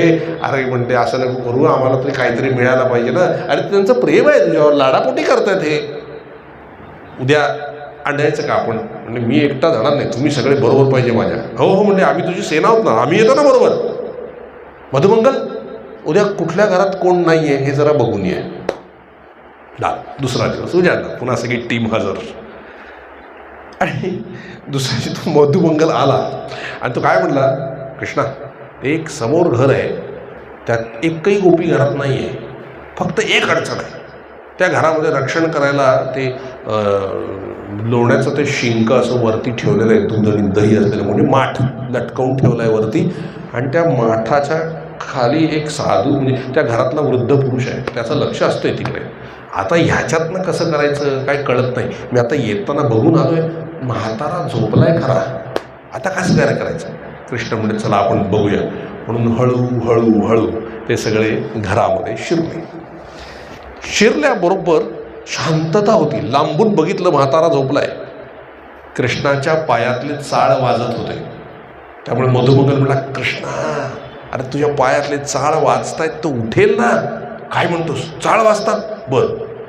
असे कानात बोटं घातली आणि कृष्ण चालायला लागले. त्यांनी कपाळाला हात मारला. अरे तू कान बंद करून काय होणार आहे, त्याला ऐकायला येईल ना. काय म्हणले, काही करतोस, कानात बोटं काढ. तेव्हा एक पटकन मित्र काय म्हटला, अरे पेंद्या म्हणला, अरे याला कडेवर घे रे, हा काही याला समजत नाही आहे. मधुमंगलनी मधुमंगल जरा उंचवर, तरी कडेवर घेतलं कृष्णाला आणि हळूहळू पावलं टाकत टाकत टाकत टाकत चालले. खाटेच्या जवळ आले, सगळे उभे राहिले. असा सगळे विचार करतात. वरती ते टांगलेलं माठ, खाली बरोबर खाटेवर झोपलेला म्हातारा, वरती तो माठ, खाली म्हातारा. कसं करायचं कसं करायचं कसं करायचं असा विचार सगळ्यांचा चालू आहे. तेवढ्यात कृष्ण म्हणले, सोपं आहे, मधुमंगल, मगाशी मला जसं कडेवर घेतलंस ना तसं आत्ताही घे.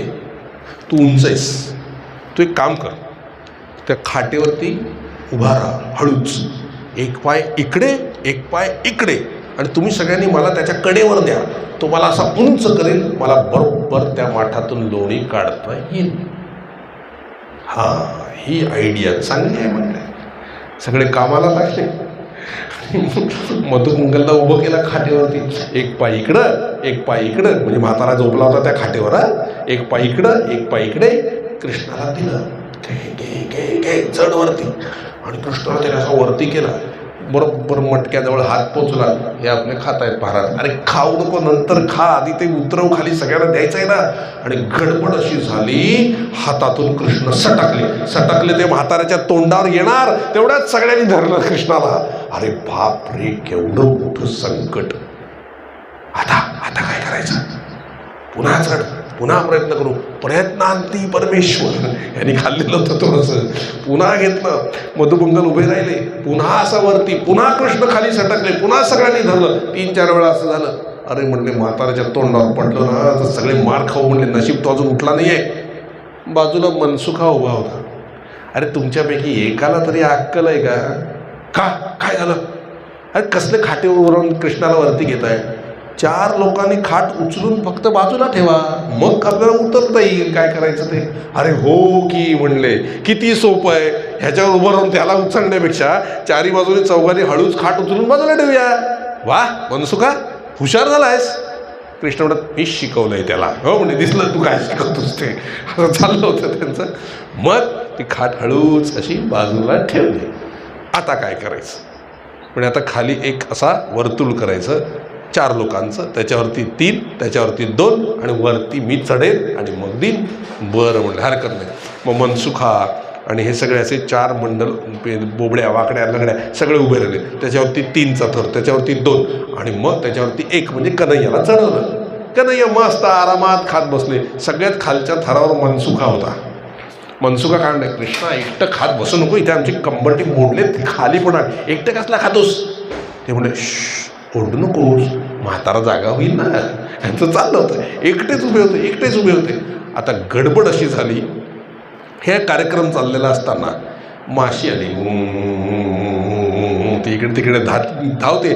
नेमकी मनसुखाच्या नाकाजवळ गेली ती, आणि ती नाकात घुसली मनसुखाच्या. आता त्याला एकदम ते कसं तरी व्हायला लागलं. तर जोरात शिंका आली. त्याला शी म्हणून शिंकल्या. बरोबर सगळे धर खाली पडले, इकडे तिकडे पडले. आणि तो म्हातारा उठला खाटेवरनं आवाज झाल्यामुळे. आणि म्हातारा उठला, म्हाताऱ्याच्या तोंडासमोर कृष्ण असे पडले होते नेमके. म्हणजे म्हाताऱ्याचं कृष्णाचं तोंड एकमेकांसमोर.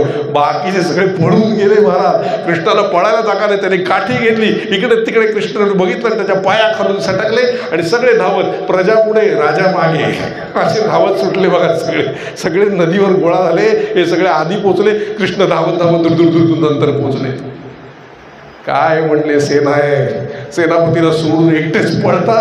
अरे अशी कधी सेना असते काय म्हणले. राजाला सोडून प्रजाच पळून गेली. कसं व्हायचं म्हणले तुमचं? कोण शिंकला? हा मनसुखा शिंकला. कृष्ण धरा त्याला म्हणाले. त्याला असं दोन्ही हाताने धरला महाराज. तपकीर घेतली, त्याच्या नाकात शिंक म्हणलं. हौसेने शिंकायची. धर कोणे आजशी 4-5-10 वेळा. जाऊ दे म्हणले, सोडून दे त्याला, काय करावं. साधं कळत नाही कसं वागायचं म्हणले. जा आता आपल्याला काहीतरी दुसरा विचार करावा लागेल. म्हणून दुसऱ्या दिवशी परत माहिती काढली. एक घर आहे म्हणले, तिथे आहे ते शिंक टांगलेलं. ती जाते आपली बाहेर मथुरेला विकायला जाते. ती सगळं घरात कोण नसतंय. फक्त एक अडचण आहे. काय अडचण आहे? घराला 2 दरवाजे असतात ना, पुढे आणि मागे. या घराला एकच दरवाजा आहे, दुसरा दरवाजा नाही आहे. म्हणजे काय नाही म्हणले, ते भिंतीवरती शिंक टांगले, फक्त वरती गज आहे. खिडकी आहे अशी वरती, त्याला गज आहे, उंच आहे ते. म्हणजे जर पकडलं तर पळणं मुश्किल आहे, सापडणार. कृष्ण म्हणले, सेनापती असताना कशाला घाबरायचं, मी सांगतो तसं करा, चला म्हणाले. दुसऱ्या दिवशी निघाले. त्या घरात शिरले. पेंद्या, वाकड्या, बोबड्या, लंगड्या, मधुमंगल, मनसुखा आणि कृष्णा सगळे शिरले. कृष्ण म्हणले, काही काळजी करायचं कारण नाही, ती काय संध्याकाळशिवाय येणार नाही, आपण आता मस्त तिकडे कार्यक्रम करू म्हणले आपला. आतल्या खोलीत गेले. ते तिथे खिडकीचे गज होते, कृष्णाने बघून घेतले. ते त्या लोखंडाच्या दांड्या असतात आणि मग परत नेहमीप्रमाणे रिंगण केलं, त्याच्यावर 3, त्याच्यावर 2, त्याच्यावर कन्हैया, पुन्हा आपलं खायला सुरुवात. मनसुखा ओरडते, अरे कालच्यासारखं करू नको, ती लवकर आली तर. अरे नाही खाते रे, त्याच्यात मुंग्या आहेत का बघतोय. म्हणजे मग तुम्हाला द्यायला कसल्या मुंग्या चाटून बिटून खात होते, मस्त लागलं होतं सगळं. आणि एवढे अरे लवकर कर. आणि काय झालं अचानक माहीत नाही, ते अर्ध्या रस्त्यातनं परत आली घरी. आणि तिने बघितलं ही चांडाळ चौकडी. अरे चोरानो, आज माझ्या घरात आलात. आत्ता एकेकाला काठीनी बदडते की नाही बघा. तिने काठी घेतली महाराज आणि ती धावत आली. कृष्णा कृष्णा वाचव, ती आली आली. कृष्ण म्हणले शांत बसा सगळ्यांनी, आरडाओरडा करू नका, मी सांगतो तेवढं करा. डोळे मिटा, मी तुम्हाला बरोबर बाहेर काढतो. सगळ्यांनी डोळे मिटले. पण याच्यात एक संशयी प्राणी होता, त्याचं नाव पेंद्या. या पेंद्याला संशय, कसं काय बाहेर काढणार हा आपल्याला. म्हणून त्याने काय केलं, एकच डोळा बंद केला आणि एक उघडा ठेवला की हा काय करतो बघूया. आणि झालं काय, ज्याने ज्याने श्रद्धा आणि विश्वास ठेवला ते सगळे खिडकीतनं बाहेर पडले. पेंद्याने एकच डोळा उघडा ठेवला होता, त्यामुळे पेंद्या अर्धाच लटकला, अर्धा आतमध्ये अर्धा बाहेर. तिने जे येऊन दांड्या मारल्या पाठीमागे जोरात, धाड धाड, अरे कृष्णा वाचव, कृष्णा वाचव, कृष्णा वाच. त्याला पटकन खाली खेचला आणि खाली उतरवला. अरे काय रे, किती मार खायला लागला. तेवढ्यात तो बोबड्या म्हणून, तुला तुम्ही खंदीतलं होतं, थोंथाय द्यायला देवाबल, तुला तलतं तर नाही, आता थोंथाय देतं तर तुम्ही. अरे हा काय बोलतोय. अरे तो असं म्हणतोय की देवावर संशय घेऊ नये, कशाला संशय घेतला म्हणून मार खायला लागला. बोबड्याच होता तो, बोबड्याच आवाजात बोलत होता. बरं म्हणलं आता फाटू नका, आता काहीतरी वेगळा उपाय केला पाहिजे. पुन्हा कृष्णाचे हे असलेच उपाय. म्हणजे आता 2 दिवस तुम्ही कोणी येऊ नका, मी एकटाच जातो. अरे म्हणजे मार खाशील तू एकटा गेला असतं. नाही खात म्हणले मी मार, मी आता बरोबर बघीन. मार तुम्ही खाता म्हणून विश्वास ठेवत नाही म्हणून मी नाही मार खाणार, मी बघतो आता बरोबर. कृष्णाने बघून ठेवलं की कोणाकडे जावं. एक घर असं होतं तिथे, त्यावेळेला एकच घर असं होतं, सासू सुनेचं पटन नव्हतं. आता जवळजवळ सगळीच घरं अशी असतात. त्यावेळेला एकच घर होतं, सासू सुनेचं पटायचं नाही. की सासू संशय घ्यायची सुनेवर की आपल्या घरातलं लोणी तूच खातीस. ती म्हणायची, अहो सासूबाई, लोणी आपलं, घर आपलं, मागून नाही खाणार का, कशाला चोरी करेन मी, तो कृष्ण खातो, चल उगीच त्याच्यावर नाव घेऊ नको. किती गोड बाळ आहे. हो म्हणले, भलतंच गोड आहे, तुम्हाला माहिती नाही आहे अजून ते काय करतं ना, मी तुम्हाला अगदी पुराव्यासकट पकडून देते. येऊ दे म्हणले त्याला एकदा घरात. ह्यानी हे ऐकलं, मला पकडून देणार, बरं ठीक आहे. आणि झालं महाराज, दुसऱ्या दिवशी ठरवलं हिच्याच घरात घुसायचं. आणि गेले कृष्ण घरात शिरले आणि चढले एकटेच कुठेतरी त्या भिंतीवरनं आणि मस्त असं खायला लागले. हिने येऊन बघितलं, अरे चोरा, बराच सापडलास. माझ्या सासूबाई माझ्यावरती संशय घेत होत्या, आत्ता बाजारात गेलेल्या, थोड्या वेळात येतील, त्याला दाखवते बघ कसा रंगे हात पकडलाय तुला, बरोबर खाताना दिसतोयस ना, आता त्यांना कळेल तू कोण आहेस. अगं मी चोरी नाही करत आहे, तुझ्या या लोण्यामध्ये दह्यामध्ये मुंग्या आहेत का तपासून बघतोय. अरे माहिती आहे तुझ्या मुंग्या कशा असतात आणि काय नाही, आम्हाला सांगू नकोस. तो गोळा हातात ठेवलाय तर खाली उतर, खाली उतर, चांगली शिक्षा करते तुला. नको ग असं करू, मला लागतं, मला मारू नको, मला भूक लागली म्हणून मी आलो, मला कुठे मिळालं नाही, आईचं लक्षच नव्हतं माझ्याकडे म्हणून मी तुझ्याकडे आलो. खोटे अश्रू बंद कर, पहिला खोटे अश्रू बंद कर, खाली उतर पहिला. त्याने एक लोण्याचा गोळा घेतला, तरी हात पाठीमागे ठेवला आणि तिने आणि उतरलं, खाली उतरले भगवान. तिने हात धरला, पाठीमागच्या हातात काय, काही नाही आहे. दाखव लोण्याचा गोळा. हे काय म्हणले, अगं काही नाही, मला वाटलं खाली यावं, तुला द्यावं, थोडंसं मी खाल्लंय, थोडं तू खा, अशी तुझी सासू तुला खाऊ देत नाही. अरे ते मी माझं बघीन, तू नको मला शहाणपणा शिकवू. आता हे सगळं तोंडाला लागलंय ना तुझ्या, आता बरोबर माझी सासूबाई आली की तिला दाखवते की बघा हातात गोळा, तोंडाला लागलेलं, चोर बरोबर पकडलाय. आणि महाराज तेवढ्यात आली ना ती सासूबाई. बघा सासूबाई, हो सासूबाई, कृष्ण म्हणले बघा चोर पकडलाय मी रंगे हात, हिनेच मला हा लोणा तोंडाला फासला. मला म्हणाली सासूबाईला सांगू नको, तो जो गोळा घेतला होता ना, ती सासू एंट्री करायच्या आधी तिच्या तोंडाला फासला कृष्णाने. आणि म्हणले बघा कशी खाते, चोरून चोरून खाते, आणि मी तुम्हाला नाव सांगू नये ना म्हणून माझ्याही तोंडाला लावला. बघा सासूबाई, मी चोर पकडलाय, आता मला बक्षीस द्या. होय म्हणते, ती तसलीच आहे, तू माझा गोड बाळ आहेस. इकडनं असे वाकले दाखवत पण त्या म्हातारीने मस्त तोंड पुसलं, कड्यावर घेतलं, लोणी खायला घातलं आणि हिला एवढी ओरडत होती, एवढी ओरड, अहो सासूबाई माझ्यावर विश्वास ठेवा, तो चोर आहे मी नाही, हा तुझ्या तोंडाला लागलंय ना ते दिसतच आहे मला, असं सासू ओरडत होती. झालं, कृष्ण तिथून पळाले, यशस्वी झाला पहिला प्रयोग. आता काय करावं म्हणजे अजून काहीतरी केलं पाहिजे, कुणाच्या तरी घरात शिरले पाहिजे. तिकडनं जात असताना ही जेव्हा ती सून ओरडत होती की मी नाही खाल्लं मी नाही खाल्लं, तेव्हा तिथे एक मध्यम वयाची गोपी होती. ती म्हणली, कृष्णा अरे काय या तरुण तरुण गोपिकांना आणि मुलींना तू फसवतोस म्हणले, हिंमत आहे का तुझी, माझ्या घरी येऊन खाऊन दाखव. नाही तुझ्या शेंडीची गाठ बांधली तर बघ. माझ्या शेंडीची गाठ बांधणार, बघ बरं म्हणले. होय उद्याच येतो बघ म्हणले, उद्याच येतो.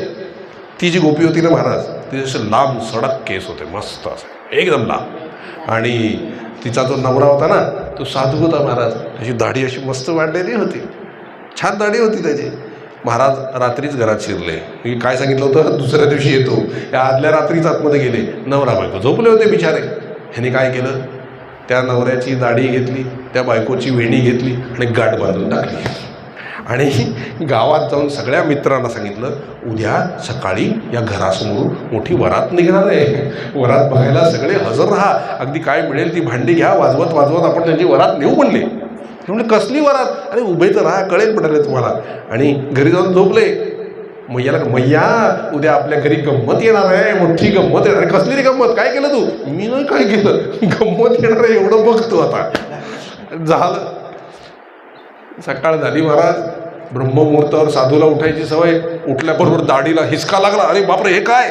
ते कंदील जवळ आणला तर त्याची वेणी आणि याची दाढी ह्याची गाठ पडलेली. अगं काय गं, हे काय शोधतं का तुला, हे काय चाललंय, हे असं काय? अहो म्हणजे मी नाही केलं हे. मग म्हणले हा आता कसं व्हायचं? गाठ सोडवण्याचा दोघंही प्रयत्न करतात पण काही शक्य नाही. काय गं, कृष्णाला काही बोलली होतीस का? हो म्हणते, बोलले होते मी त्याला, त्यानेच केलं म्हणले हे. आता काय करणार? हो म्हणजे आता काय उपाय तर नाही, सुटत तर नाही, मग तुझे केस कापून टाक तू. बायकोला म्हणा, बायको म्हणले हो शाणेच आहात तुम्ही, हे काय कलियुग आहे का बॉब कट करायला? नाही नाही म्हणले, आम्ही नाही कापणार, आमचे ते मोठे केस ते मोठेच केस आहेत, तुम्ही तुमची दाढी कापून टाका. अहो मी काय, तो काय म्हणा, मी काय निलेश महाराज आहे का स्वच्छ दाढी करून प्रवचन करायला? कलियुगामध्ये आम्ही, कलियुगातली सगळी माणसं आहेत म्हणली, आम्ही नाही, आमची शोभा आहे दाढी, म्हणजे साधूचं लक्षण आहे ते, मी नाही कापणार. मग काय करायचं, असं करायचं? नाही म्हणले, ज्याने हे बांधले ना तोच सोडवू शकेल, आता बाकी नाही कोणी सोडवणार. म्हणले चला मग. अहो पण काय चला, सकाळ झाली, सगळे बाहेर येतील. असे कलियुगातली माणसं लवकर उठत नाहीत कामं असल्याशिवाय, झोपून राहतात सकाळी 8-8, 9-9 वाजेपर्यंत. आपण सकाळी 5लाच चाललोय, त्यामुळे त्याचा काही प्रश्न येणार नाही. नाही नाही म्हणले, कोणी बघितलं आणि उठत नाही कोण लवकर, चल अंधारात जाऊ पटकन कृष्णाकडे. बरं, उठले दोघंही, दरवाजा उघडला, ये करत सगळ्यांनी वाद्य वाजवायला सुरुवात केली. कोणी ताटल्या वाजवतोय, कोणी ताटं वाजवतोय, कोणी आणखी काही आणलं होतं ते वाजवतोय. वरात आली, वरात आली, वरात आली. ते इतके लाजले महाराज. पण आता करणार काय? वेणी पुढे दाढी मागे, वेणी पुढे दाढी मागे, अशी वरात निघाली महाराज. आणि कृष्णाच्या घरापर्यंत आले. कृष्णाने उठून बघितलं, आवाज येतो, म्हणजे वरात आलेली आहे. आई मला कडेवर घे, मी बोललो नव्हतो तुला गंमत येणार आहे, गंमत येणार आहे, घे मला कडेवर. घेतलं कृष्णाला कडेवर आणि गेली बाहेर. एवढी मैया हसायला लागली, हे काय सोंग आणलंय म्हणले, दाढी आणि ते वेणी जोडलेली, वेणी पुढे दाढी मागे, तुझ्या कृष्णानेच केलंय म्हणले, हे यांनीच गाठ मारली आहे. कृष्ण लगेच मैया, मी तर रात्रभर तुझ्याकडे झोपलो होतो, बघितलं लोक कसा खोटा आळ घेतात माझ्यावर. हो अगं तो माझ्या जवळच होता, असं तिला सांगताना कृष्ण आपले दाखवतोय, मी सांगितलं तर गाठ मानणार म्हणून. बघ बघ बघ म्हणले, कसा चिडवतोय मला तिकडे बसून. बघितलं, मी कुठे चिडवतोय, मी तुझ्या कडेवर बसून गंमत बघतोय ना, बघ कशी खोटं बोलतात. पुन्हा मैया त्याला ओरडायला लागली, त्याने काही केलेलं नाही आहे. तेव्हा साधूनी मारली टपलीत त्या बायकोच्या. आत्ता तरी शाणी हो, शरण जा, शरण म्हण त्याला, मी तुला शरण आहे, पाहिजे तेवढं लोणी येऊन घरात खा, घर तुझंच आहे, आम्ही पण तुझेच आहोत, जरा बघ. तेव्हा ती शरण आली, कन्हैया अरे मला क्षमा कर, आमचं घरसुद्धा तुझं, आम्हीसुद्धा तुझे, तुला पाहिजे तेवढं लोणी खा, आता तरी सोडव. कृष्णाने शरणागत झालं की शरणागत वत्सल आहेत भगवान. पटकन असे डोळे मिचकवले, गाठ सुटली महाराज, गाठ सुटली, आनंद झाला, कृष्णाला नमस्कार केला आणि ते दोघी घरी निघून गेल्या. अशा एक नाही अनेक लीला भगवंतानी त्या गोकुळामध्ये केलेल्या आहेत. तक्रारी सारख्या घरी यायच्या महाराज, भगवंताच्या सारख्या तक्रारी यायच्या, ह्यांनी असं केलं, ह्यांनी तसं केलं, ह्यांनी असं केलं, ह्यांनी तसं केलं, कितीतरी प्रकार चालले होते. यशोदा मैया इतकी चिडली, थांब म्हणले, तुला उखळालाच बांधते आता, असं म्हणून इकडे उखळ होतं. ते अजूनही तसंच आहे बरं का, उखळते तिकडे. उखळबंधन नावाचं ठिकाण आहे, जेव्हा बाहेर आपण पडतो फिरायला तिथे, तेव्हा ते उखळाला आम्ही बघितलं आहे, नमस्कार केला आहे. भगवंताला त्या उखाळाला बांधले मैयाने. पण कसं बांधलं? दोरी गोळा केली, बांधायचा प्रयत्न केला, दोरी 2 बोटं कमी पडायची. आणखी मोठी दोरी आणली, ती 2 बोटं कमी पडायची. ते म्हणते, शहाण्या पोट फुगू नकोस, तुला काय वाटतं दोरी कमी पडते म्हणजे मी तुला बांधणार नाही? बघ आज तुला बांधल्याशिवाय राहणार नाही. सकाळपासून बांधायचा प्रयत्न करते, बांधले जात नाही आहेत भगवान. नारद मुनी म्हणतात, मैया कोणाला बांधतेस तू? परमात्मा आहे तो भक्तीशिवाय बांधला जात नाही, प्रेमाशिवाय बांधला जात नाही. दोरीने कसली बांधतेस? तो कशाने बांधला नाही जाणार? तरी मैया आपली प्रयत्न करते. अख्ख्या गावातल्या दोऱ्या एकत्र करून गाठ मारून बांधल्या. तेवढं पोटाशी आलं की ते कमी पडायचं. त्या सगळ्या गोपिका म्हणतात, अगं जाऊ दे ना, लहान बाळ आहे ना, ते कशाला त्याला एवढी मोठी शिक्षा करते? गप्प बसा म्हणले तुम्ही, त्याला शिक्षा केलीच पाहिजे. त्यात केवढी मस्ती करतोय तो, केवढे तक्रारी घरामध्ये येत आहेत, बांधलंच पाहिजे त्याला. पुन्हा प्रयत्न केला, 2 बोटं कमी पडली. थकली रे मी कृष्णा, काय एवढा त्रास देतोयस? आणि रडायला लागली, थकली आणि बसली खाली. मी नाही आता तुला बांधू शकत, साधा बांधला सुद्धा जात नाहीस तू. आईच्या डोळ्यातले अश्रू सहन झाले नाही, अश्रू पुसले. आमले मैया मी बांधतो, थांब. छोटीशी दोरी घेतली, अशी वाढवली, चरकन बांधून मोकळे झाले. हे बघ बांधलं म्हणले. अशा पद्धतीने उखळाला श्रीकृष्णाला बांधलं. आणि मग यशोदा मैया उभ्या राहिल्या आणि म्हणल्या, चला म्हणले आपण पाणी भरायला जाऊ, याच्याजवळ कोणी थांबू नका म्हणले. बांधून टाकले नाही याला, बांधले म्हणले, चला आता. सगळे गोपिका नाही म्हणता सगळे यमुना किनारी गेल्या. इथे भगवान आता गप्प बसतील. ते भगवान कसले? टुणकण उडी मारून त्या उखाळावर बसले. इकडे तिकडे बघतायत. भूक लागलेली, आता काय करणार? 2 मोठे अर्जुन वृक्ष तिथे असलेले बघितले अंगणामध्ये. यमला अर्जुन वृक्ष होते.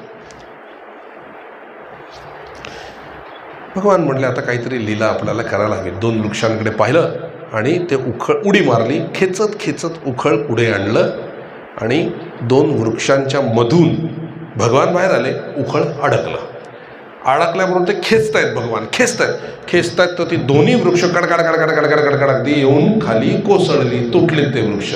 आणि त्या वृक्षातून 2 गंधर्व बाहेर आले. त्या गंधर्वाने भगवान श्रीकृष्णाला नमस्कार केला.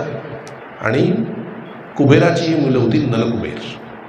त्यांनी नमस्कार केला आणि भगवान श्रीकृष्णाला त्यांनी कथा सांगितली की आम्ही कुबेराची मुलं आहोत. आम्हाला अतिशय सुंदर शरीर प्राप्त झालेलं होतं. आम्ही त्या सुंदर शरीराचा आम्हाला गर्व होता.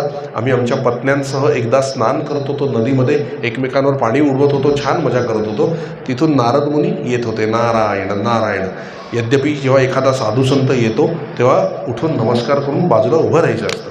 पण आम्ही आमच्या इतका माज आम्हाला त्या शरीराचा अहंकार इतका होता की त्या अहंकारापोटी आम्ही विसरलो की नारद मुनी येत आहेत तरी उभं राहायचं असतं.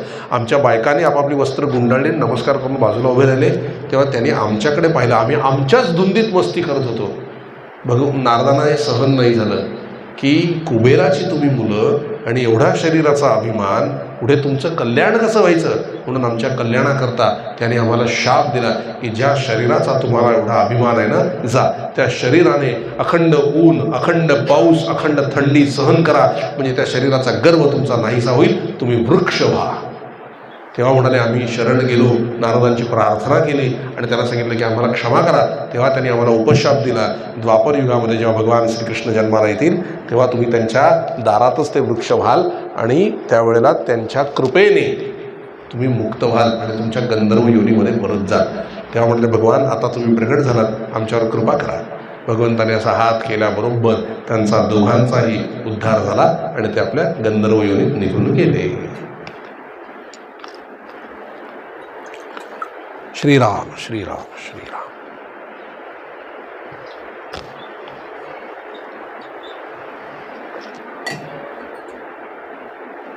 ते वृक्ष उन्मळून पडले. सगळे गावकरी, सगळ्या गोपिका धावल्या की काय झालं, कृष्णाला लागलंय का कुठे, असं त्या सगळ्यांनी बघितलं. आणि नंदबाबा ओरडू लागले, तुला काही कळतं? एक तर त्याला बांधून ठेवल्यासाठी अशीच गेली आहेस तिकडे, तुला कळतं काय काय झालं असतं काय? तर ती रडू लागली. कृष्णाला जवळ घेतलं. अरे म्हणले बाळा, मी असं करायला नको होतं, असं वागायला नको होतं, पण मी तरी काय करू रे? एवढी मस्ती तू करतोस, कसं तुला काय काय म्हणून तू सुधारशील? मैयाचे डोळे कृष्णाने पुसले. मैया काळजी नको करूस, मी आता उद्यापासून एक काम कर, आपल्या घरात जे गवळी आहेत ना त्यांच्याकडून गायी ताब्यात घे. उद्यापासून मी गाय चरायला घेऊन जाईल. कुठे? गोवर्धन पर्वतावर. तू काळजी नको करू, मी आता खूप चांगला वागेन, तुला कुठल्या तक्रारी येऊ देणार नाही. आईला इतकं समाधान झालं आणि काय म्हणतं, मला आता माझ्या जबाबदारीची जाणीव झाली आहे. याला जाणते काहीतरी करायचं म्हणून आपलं चालले, मला आता जबाबदारीची जाणीव झाली, उद्यापासून मी जाणार. आईला खूप आनंद झाला. बातमी सगळ्या सवंगड्यांकडे पोचली. बोबड्या, वाकड्या, लंगड्या, पेंद्या सगळ्यांकडे बातमी गेली की कृष्ण उद्यापासून खेळायला नाही, तिकडे कुठेतरी गोवर्धनावर जाणार आहे म्हणे गाई चारायला. आपल्यालाही जायला पाहिजे. प्रत्येकजण घरी जाऊन आपल्या आईला काय सांगतं, आई खेळात आम्ही किती आयुष्य घालवणार, आम्हाला पण आता घरातली जबाबदारी घ्यावीशी वाटते. तू असं कर, आजपासून आम्ही पण आपल्या गाई चारायला नेतोय तिकडे. आईला वाटलं किती माझा पोरगा सुधारला. ते बाबा म्हणतात सुधारला बिधारला काय नाही, तो कृष्ण चाललाय म्हणून त्यांच्या मागे मागे चालले म्हणाले. बरं जाऊ म्हणले, त्यांच्या गाई तर निदान चारून आणतील. मग सगळे तयार झाले महाराज.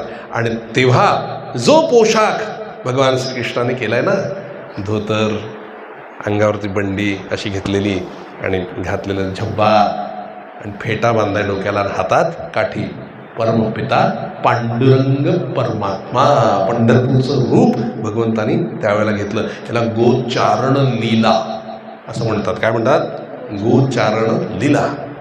आणि झालं, भगवान गायींना घेऊन जातात. काय त्या गायींचं भाग्य असेल महाराज, स्वयमेव परमात्मा भगवान श्रीकृष्ण त्याला चारायला घेऊन जात आहेत. सगळे गोपसुद्धा त्यांच्या पाठीमागे चाललेले आणि डोंगर चढवून.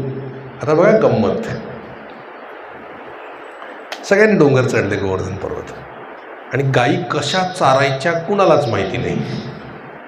भगवान एका झाडाखाली बसले आणि काय म्हटले, सगळ्यांना आता एक काम करायचं, ह्या गायी सोडून द्या, सगळे मोकळं करा त्यांना आणि इथे माझ्याजवळ बसा स्वस्थ, तुमचं सगळ्या गायींचं मी बघून घेईन. अरे कृष्णा, त्या गायी संध्याकाळी कुठून आणायच्या परत, कोण कुठे घुसतंय कोण कुठे घुसतंय, नाही सापडली गाय तर पहिल्याच दिवशी गंमत व्हायची घरात. अरे मग माझ्या असण्याचा काय फायदा, मी आहे ना, तुमच्या द्या गाई सोडून, त्या गाई बरोबर आणेन मी परत संध्याकाळी, ज्याची त्याची गाय त्याला परत मिळेल. फक्त मग म्हणले बसून करायचं काय करायचं म्हणजे खेळायचं, हमामा, हुतुतू, फुगडी, लगोरी सगळे खेळ खेळायचे. म्हटले आपण मस्त मजा करूया तिथे आणि संध्याकाळी तुमच्या गाई बरोबर आणतो. कळलं का कृष्ण काय सांगतात, गाई म्हणजे संसार आणि ते गोप म्हणजे आपण. आणि भगवान आलेत ना, ते काय म्हणतात, संसार माझ्या भरोश्यावर सोडा ना, इथे माझ्याबरोबर खेळा, भजन करा, नामस्मरण करा, भागवत ऐका, रामकथा ऐका, कसलं टेन्शन घेऊ नका. जेव्हा तुमचा संसार पूर्ण करायची वेळ येईल ना, तेव्हा मी बरोबर तुमचे संसार बरोबर पूर्ण करेन, तुम्हाला चिंता करायची कारण नाही. महाराजांच्या वाक्यात सांगू, तुम्ही फक्त नाम घ्या, बाकी सगळं मी करतो. स्वामींच्या भाषेत सांगू, भिऊ नकोस, मी तुझ्या पाठीशी आहे, सगळं करणारा मी आहे, समर्थ. लक्षात आलं तुमच्या, हे कृष्ण आहे. कृष्ण पाठीशी असले की आपल्याला चिंता करायची कारण नाही. महाराज ते बरोबर करतात आणि त्यांनी करून दाखवलं. सगळ्यांनी सोडलं आपल्या गाई, इकडे तिकडे गेल्या, मिक्स झाल्या सगळ्या, इकडे तिकडे सगळं गेलं त्या त्यांचं खातात पितात चाललं. हे इकडे बसतं हमामा, फुगडी आणि हे सगळं खेळतं.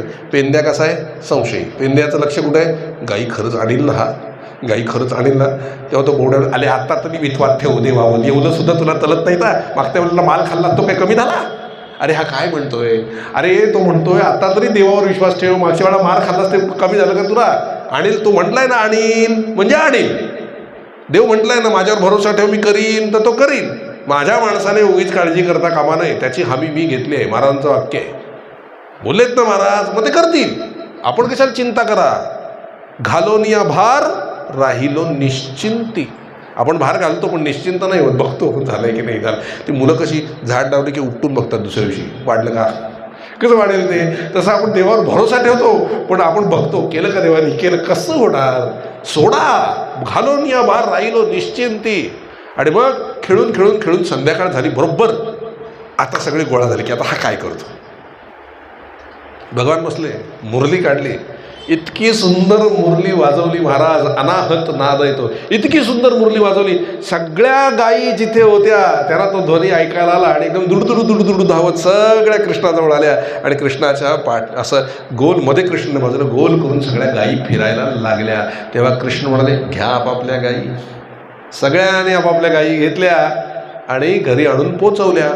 सगळ्या पालकांना आश्चर्य, कधी केलं नाही असं, गायी चारल्या नाहीत. किती मस्त गायी चारून आणल्या, एकही गाय चुकवली नाही, सगळ्या गायी बरोबर परत आणल्यात. एवढं कौतुक करू लागले सगळे मुलांचं. त्या मुलांना एकमेकांकडे होते, त्यांना काय माहिती आपण काय केलंय, आपण खेळलोय फक्त, तिकडे गायी चालल्या होत्या. असंच फक्त रोज जायला लागले. किती मजा ना. गव्हर्नमेंटसारखं आहे हे. ऑफिसला जायचं आणि गंमत करत बसायची, तिथे सही ठोकून घरी परत यायचं, कृष्ण बघेल नाही का. अशी नोकरी कोणाला नको आहे मला सांगा. आपण पण जन्माला आलो ना महाराज, कृष्णाच्या ताब्यात द्यावा संसार. तू बघ आता काय ते तुझा आहे ना, तूच बघ. आम्ही आपले तुझ्याबरोबर खेळायला मोकळे नाही का. भजन पूजन कथा इकडे तिकडे फिरणं आणि आपला संसार कृष्ण बरोबर करतो. आणि संध्याकाळी आपल्याला, संध्याकाळ म्हणजे जीवनाची पूर्णता, तो आपल्याला इतका छान करून देतो ना, लोक आपलं कौतुक करतात, किती छान संसार केला. आपण काय केलं ते आपल्यालाच माहिती, आपण कृष्णाबरोबर खेळलोय.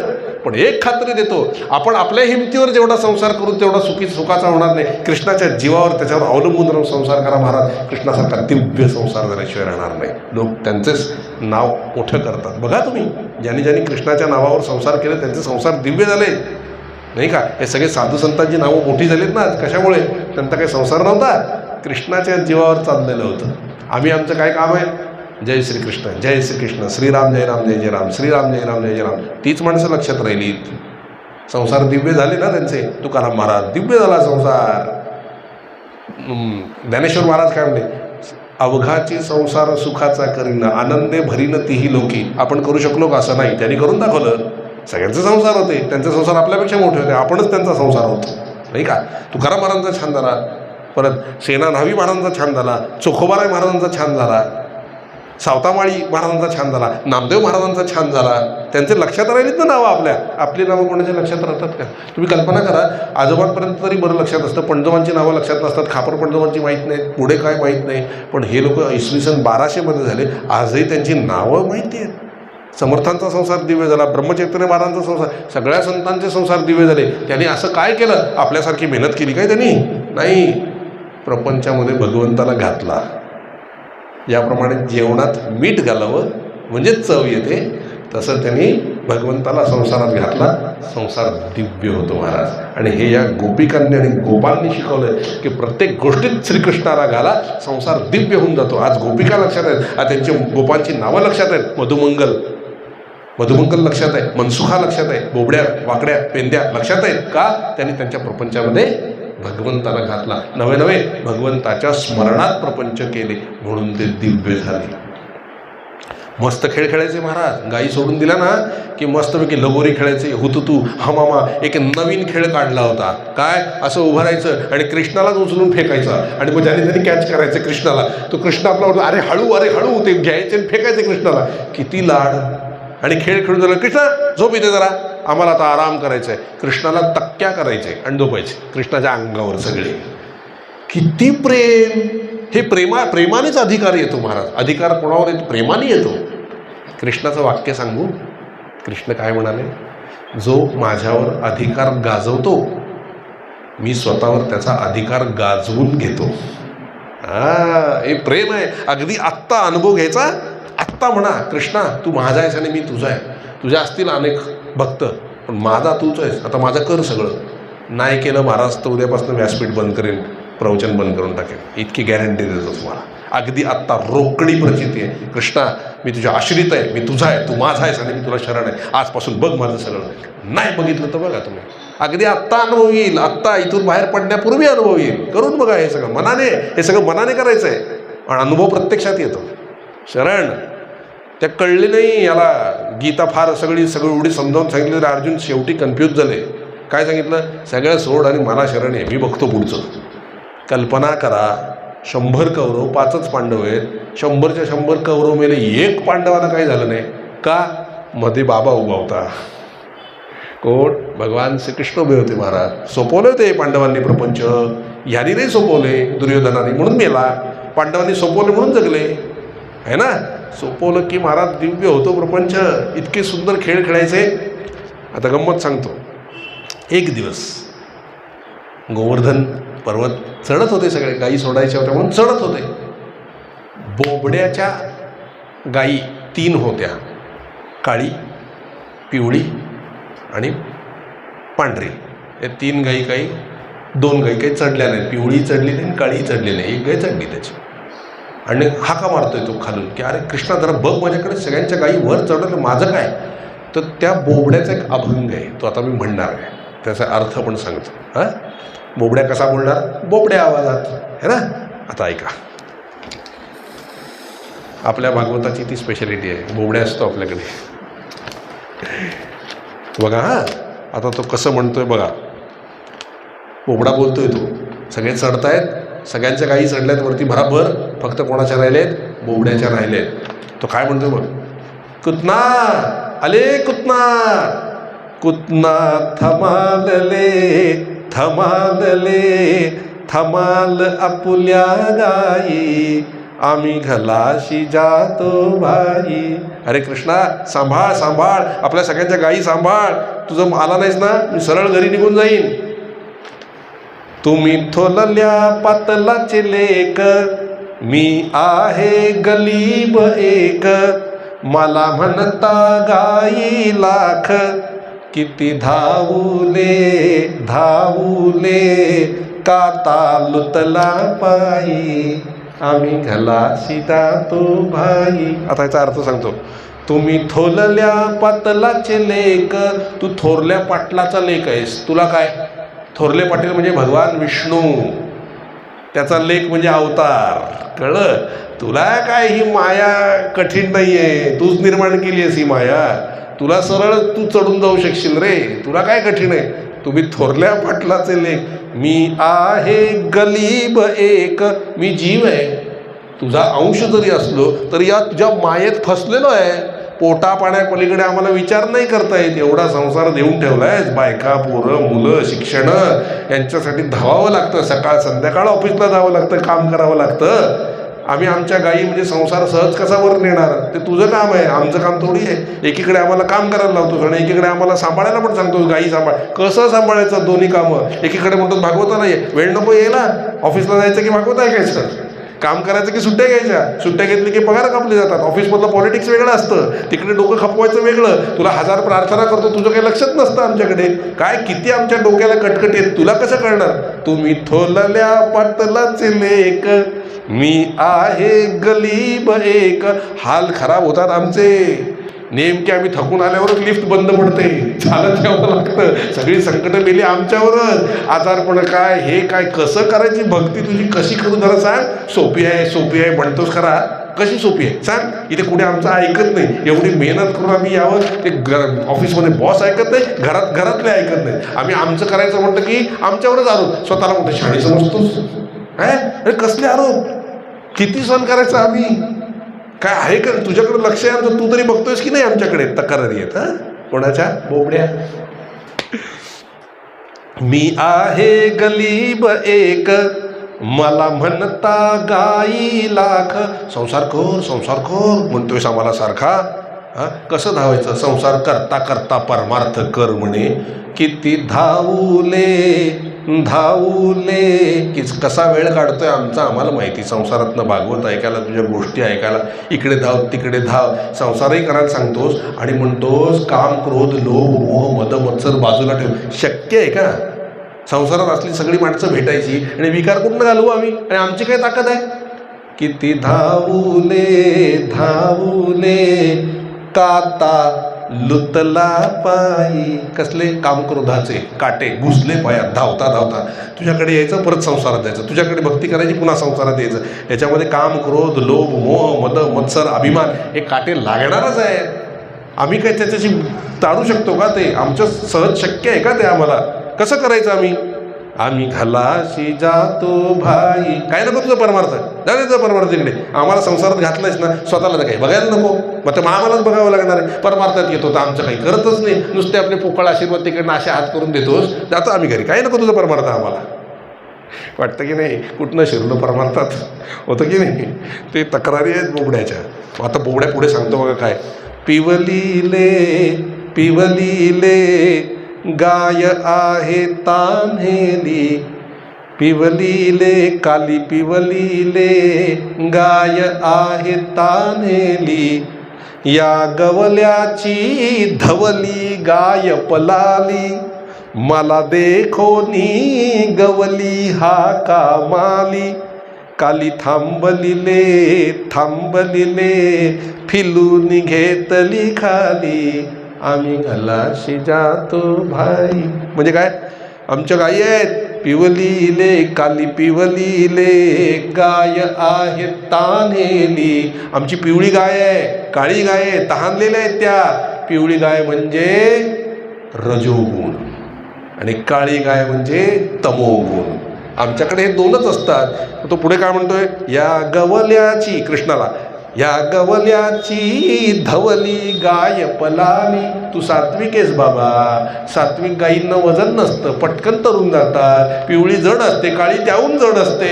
ती खाली संसारातच बसणार, त्यांना विषयाची तहान लागणार. आम्ही कसं तुझ्यासारखं बरोबर वर यावं. तक्रार कळली. परमार्थ आहे सगळा इथं. गाय आहे तानेली, या धवल्याची, या गवल्याची धवली गाय पलाली. आणि वर, मला देखोनी गवली हा कामाली. कशा करतो, अरे लवकर आहे लवकर आहे. काय त्या गाई खाली ठेवल्या बघ, सगळ्यांच्या गाई वर आल्या. तुला माहिती आहे आमच्या गाई चढत नाही आहेस आणि वर पोचला आहेस आणि वर आणखी आम्हाला सांभाळायचं सोडून आम्हाला हाक मारतो. परमार्थ कर, परमार्थ कर, 3.5 कोटी जप कर, 13 कोटी जप कर. जमतंय का प्रपंचात? तक्रार आहे की नाही? जमताय का प्रपंच? ह्याचं बघू त्याचं बघू का, आमच्या म्हातारपण बघू का, पायाचं बघू का, तब्येतीचं बघू का, नवऱ्याकडे बघू का, आणखी मुलांकडे बघायचं का, बायकोकडे बघायचं का, ऑफिसला जायचं का, पेन्शनचं टेन्शन घ्यायचं, काय काय करायचं. आमच्या गायी याच्यातच आहेत सध्या. तू ये ना, तू मदत कर ना. तू म्हणतोस परमार्थ कर, परमार्थ कर, लांबून शक्य आहे का? कसं करायचं? किती धावायचं? आम्ही सामान्य प्रापंचिक माणसं आहे. कळलं? पोबड्या सांगतोय. मला देखोनी गवली हा कामाली, काली थांबलिले थांबलिले, फिलून घेतली खाली, आम्ही गलाशी जातो भाई. 7 दिवस भागवत ऐकायचं म्हटलं तरी घरातलं कोणतरी आजारी पडतंय, 1 दिवस गॅप पडतोय, त्याला डॉक्टरकडे घेऊन जायला लागतंय. कसं 7च्या 7 दिवस भागवत ऐकणं तरी सोपं आहे का? एवढं म्हणतोयस ना आम्हाला परमार्थ कर, परमार्थ कर. अडचणी किती आणतोयस आमच्या प्रपंचामध्ये. आज हे नाही, उद्या ते नाही, परवा ते नाही. ते बघायचं का? आम्हाला वाटत नाही का परमार्थ करावासा? आम्हालाही वाटतं, भक्ती करावीशी वाटते, आनंद वाटतो.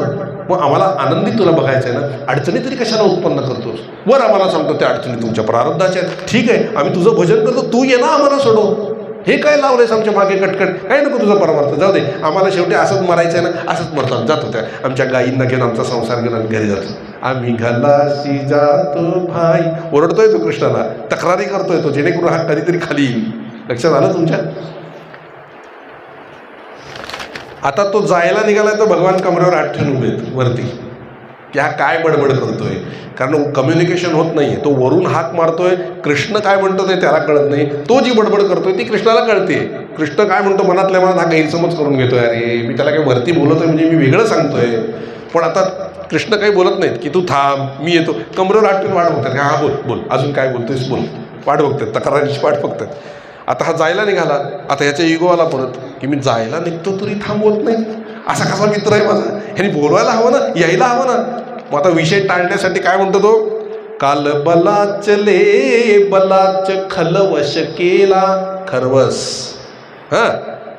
काल बलाचले बलाच खलवश केला, तुम्ही शगल्यानी फाल फाल घेतला.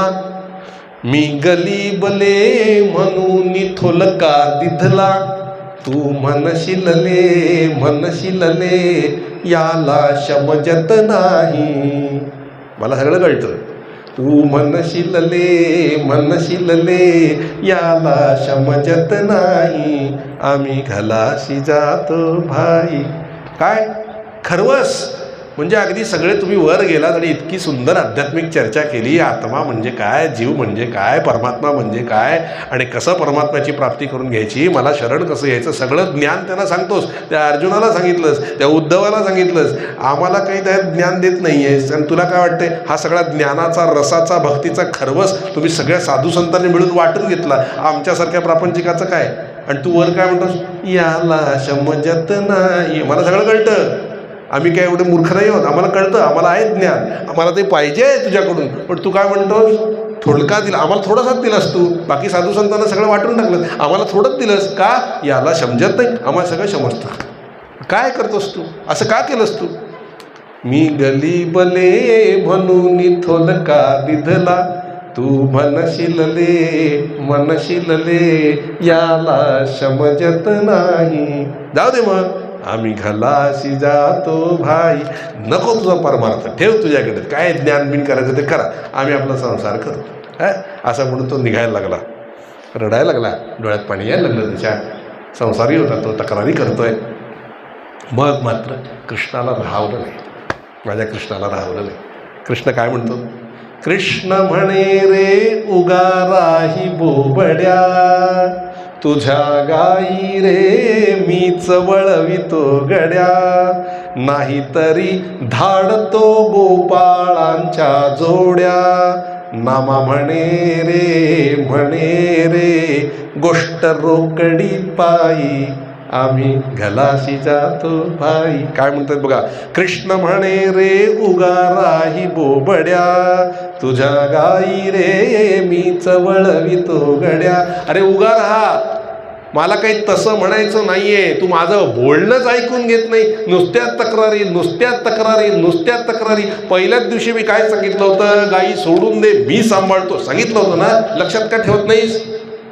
मी तुला वर बोलवतोय की गाई ठेव तिथेच, तू ये वर. ही हाका मारतोय तुला, तुझ्यानी जमणार नाही, मला दिसत नाही का? तू किती सगळीकडे फसलेला आहेस, मला दिसत नाही असं म्हणतोस? माझं लक्ष आहे तुमच्याकडे सगळ्यांकडे. तुम्हाला संसार किती जड जातो, किती त्रास होतो, शरीराची दुःख, इकडची दुःख, सगळं मी जाणतो. म्हणून तुम्हाला सांगतो की जाऊ दे, ते माझ्यावर सोपवा, मी बघतो. तू ये माझ्याकडे, तू कर भजन, तू नामस्मरण कर, तू प्रेमाने बैस माझ्याकडे, तुझं सगळं मी बघून घेतोय. मी पहिल्याच दिवशी सांगितलं ना, ते तुला बोलवतोय मी. तुमच्या प्रत्येक त्रासाची मला कल्पना आहे, तुमच्या प्रत्येक दुःखाची मला जाणीव आहे. जरी तुमच्या प्रारब्धाने आलेली कर्म असतील तरी सुद्धा प्रारब्धसुद्धा मी नाहीसं करू शकतो. फक्त माझ्यावर विश्वास तर ठेवा, श्रद्धा तर ठेवा. बघ कसा गैरसमज करतो. मी तुला बोलवतोय, तुला वाटतंय की मी तुझी मस्करी करतो? अरे ज्यांना जमत नाही ना, मी त्यांचा आहे जास्ती, कळलं? ज्यांना जमतं ते तर स्वतःच्या जीवावर करतातच, पण ज्याला जमत नाही ना, तो माझ्या लहान बाळासारखा असतो. त्याचं सगळं मला करणं आहे. मी नाही केलं तर त्याचं कोण करेल? आणि तुझ्या बाबतीत मला ती आईचीच भूमिका येते. मला माझ्या मुलासारखाच वाटतोयस तू. मला दिसतंय की तुला नाही जमत आहे, म्हणून तुला हाका मारतोय की बाळा सोड, तू ये वर, मी जातो, मी घेतो गाई तुझ्या, वळवतो तुला. आणि तू माझ्याबद्दलच गैरसमज करून निघून जातोस. मला किती वाईट वाटत असेल. अरे मी नाही करणार, तुझं तर कोण करेल? तू खरंच काही करू नको, तू येऊन स्वस्थ बस माझ्याकडे, तुझा सगळा संसार मी सांभाळतो, सगळं मी सांभाळतो, कुठली तक्रार होऊ देणार नाही, दिव्य करेन तुझा संसार. पण गैरसमज करून घेतोस, त्याला काय करणार नाही? कृष्ण म्हणे रे उगाराही बोबड्या. पोटाशी घेतलं त्याला, पोटाशी घेतलं, घट्ट मिठी मारली, डोक्यात हात फिरवला, पापी घेतली. एवढा अरे काळजी करू नको. कृष्ण म्हणे रे उगाराही बोबड्या, तुझ्या गाई रे मीच वळवितो गड्या. मी वळवतो तुझ्या गाई, तू स्वस्थ बस. मग काय होईल? तुझ्या सगळ्या गाई, सगळा संसार मी करेन. मग तुला कंटाळ येईल ना इथे बसल्यावर, मग तुला कंटाळ येऊ नये म्हणून मी काय करीन? नाही तरी धाडतो गोपाळांच्या जोड्या. गोपाळांच्या जोड्या पाठवतो, त्यांच्याबरोबर खेळ. कोण आहेत गोपाळांच्या जोड्या? अक्कलकोटचे स्वामी समर्थ, गोंदवल्याचे ब्रह्मचैतन्य, शेगावचे गजानन महाराज, लक्षात आलं तुमच्या? ज्ञानेश्वर महाराज, तुकाराम महाराज, हे सगळे संत आहेत ना, ह्या गोपाळांच्या जोड्या आहेत. तुला कंटाळ येईल म्हणून त्यांना पाठवतो. त्यांच्याबरोबर भजन कर, कीर्तन कर, नाच, मजा कर, आनंदात राहा. तुझा संसार मी करतो, तुम्ही फक्त नाम घ्या, बाकी सगळं मी करतो. आहे ना? हे त्याचा अर्थ आहे. केवढं मोठं आपल्याला भगवंताने दिलंय. आपण भगवंतावरच संशय घेतो. महाराज ऐकतच नाही, त्याचा आवाजच ऐकत नाही आपण. कृष्ण म्हणे रे उगाराही बोबड्या. कृष्णाच्या डोळ्याला पाणी आलं. कसं माझं बाळ आहे, माझ्यावरच संशय घेत आहे. काळजी नको करू, तुझं सगळं मी बघतो. खरंच काळजी करू नका. एकदा प्रेमाने मला हाक मारली आहेस ना, सगळं मी बघतो. माझ्यावर भरोसा ठेव. ये इथे बस, मस्त संतांबरोबर राहा, आनंदाचा उपभोग घे. नाहीतरी धाडतो गोपाळांच्या जोड्या. नामा म्हणे रे गोष्ट रोकडी पायी. रोकडी गोष्ट आहे. आज होईल, उद्या होईल, परवा होईल, आत्ता होईल. करून बघा. आत्ता आलात ना भागवताला, सोपवा इथे भागवतावर. भगवान आजपासून मी तुमच्या आणि तुम्ही माझ्या. बघा काय गंमत होते. इथून पाय वाहून बाहेर पडायच्या आत तुम्हाला अनुभूती नाही आली तर बघा तुम्ही. तितक्या मनापासून सोपवता आलं पाहिजे महाराज, इतक्या मनापासून सोपवता आलं पाहिजे. तो पाठीशी असतोच. आपल्या देवावर श्रद्धा ठेवावं. देवाने अतिशय प्रेमाने आपल्याला आलिंगन दिले. कृष्णाच्या डोळ्यात पाणी आलं. ते बघून बोबड्याच्या डोळ्यात पाणी आलं. कृष्णाचे डोळे पुसतोय बोबड्या, चुकून क्षमा करा, नाही जात तुम्ही घरी. तो म्हणतो नाही. कृष्ण म्हणले आम्ही घलाशी जातो बाई, आता तुला मी माझ्या घरी नेणार, वैकुंठाला तुला राजा करणार. तू आलायस ना माझ्याकडे, आता तू दरिद्री गरीब जीव नाही राहिलास, तू राजा आहेस आणि तुझी सेवा मी करणार. हा माझा कृष्ण आहे. शरण जा महाराज, राजा केल्याशिवाय राहत नाही. युधिष्ठिराला केला ना राजा, हा तो सुग्रीव शरण आला, राजा केला ना त्याला. तो विभीषण शरण आला, राजा केला ना त्याला. भरत डोक्यावर पादुका घेऊन गेला, राजा केला ना त्याला. बघा महाराज, रोकडी प्रचिती आहे. शरण जा, तुम्हाला भगवान राजा केल्याशिवाय राहणार. संतांबरोबर ठेवील, आनंदात ठेवील, सुखी ठेवील, अगदी आनंदाचे झरे येतील आणि तुमचा संसारसुद्धा तो करेल. फक्त सोपवायला शिकावा, सोपवा. आणि खूप महत्त्वाची वाक्य आहेत ही 4. देवा मी तुझ्या आश्रित आहे, मी तुझा आहे, तू माझा आहेस आणि मी तुला शरण आहे. त्याच्या आश्रयाने जगा महाराज. नको त्यांच्या आश्रयाने काय जगता, नाही का? आपण नको त्यांच्या आश्रयाने जगतो. भगवंताच्या आश्रयाने जगा, संतांच्या आश्रयाने जगा आणि मग बघा कमाल, काय कमाल होते. लक्षात आला बोबडा कसं बोबड्याला शांत केलं. आता हा बोबडा मी एकदा परत म्हणणार. जो अर्थ तुम्हाला सांगितलाय ना तो फक्त लक्षात आणा तुमच्या, म्हणजे तुमच्या लक्षात येईल. ठीक आहे. कुतना थमालले थमाल आपुल्या गाई, आम्ही घलाशी जातो भाई. तुम्ही थोलल्या पातलाचे लेक, मी आहे गलीब एक. मला म्हणता गाई लाख, किती धावूले काता लुतला बाई. आम्ही घलाशी जातो भाई. कुतना थमाल आपुल्या गाई, आम्ही घलाशी जातो भाई. पिवलीले काली पिवलीले गाय आहे तान्हेली. या गवल्याची धवली गाय पलाली. मला देखोनी गवली हा कामाली. काली थांबलिले फिलून घेतली खाली. आम्ही घलाशी जातो भाई. कुतना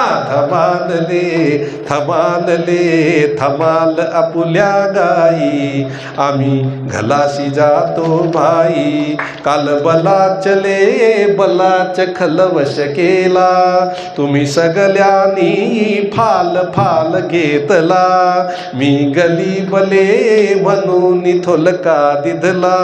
तू म्हणशील याला समजत नाही. आम्ही घलाशी जातो भाई. कुतना थमाल आपुल्या गाई, आम्ही घलाशी जातो भाई. कृष्ण म्हणे रे उगाराही बोबड्या, तुझ्या गाई रे मीच वळवितो गड्या. नाहीतरी धाडतो गोपाळांच्या जोड्या. नामा म्हणे रे गोष्ट रोकडी पायी. आम्ही घलाशी जातो भाई. कृष्णा थमाल आपुल्या गाई, आम्ही घलाशी जातो भाई. कुतना थमाल आपुल्या गाई, आम्ही घलाशी जातो भाई. आम्ही घलाशी जातो भाई. आम्ही घलाशी जातो भाई. जानकी जीवन स्मरण जय जय राम. असं भक्तांचा सांभाळ करणारा भगवान श्रीकृष्ण. ही गोचारण लीला होती. आज इथेच आपण थांबणार आहोत. वेळ झालेली आहे. खूप सांगण्यासारखं आहे. समुद्र आहे, किती सांगावं तेवढं कमी आहे. प्रत्येक भागवतात नवीन वेगवेगळ्या गोष्टी येणार आहेत, कारण तो समुद्रच आहे. किती आपण घेऊ तेवढं. आता उद्या नियमाप्रमाणे आपल्या 1 तास कथा होईल. एखादी मला जी आयत्या वेळेला सुचेल ती एक लीला सांगेन. शक्यतो उद्या राधा सांगेन. राधा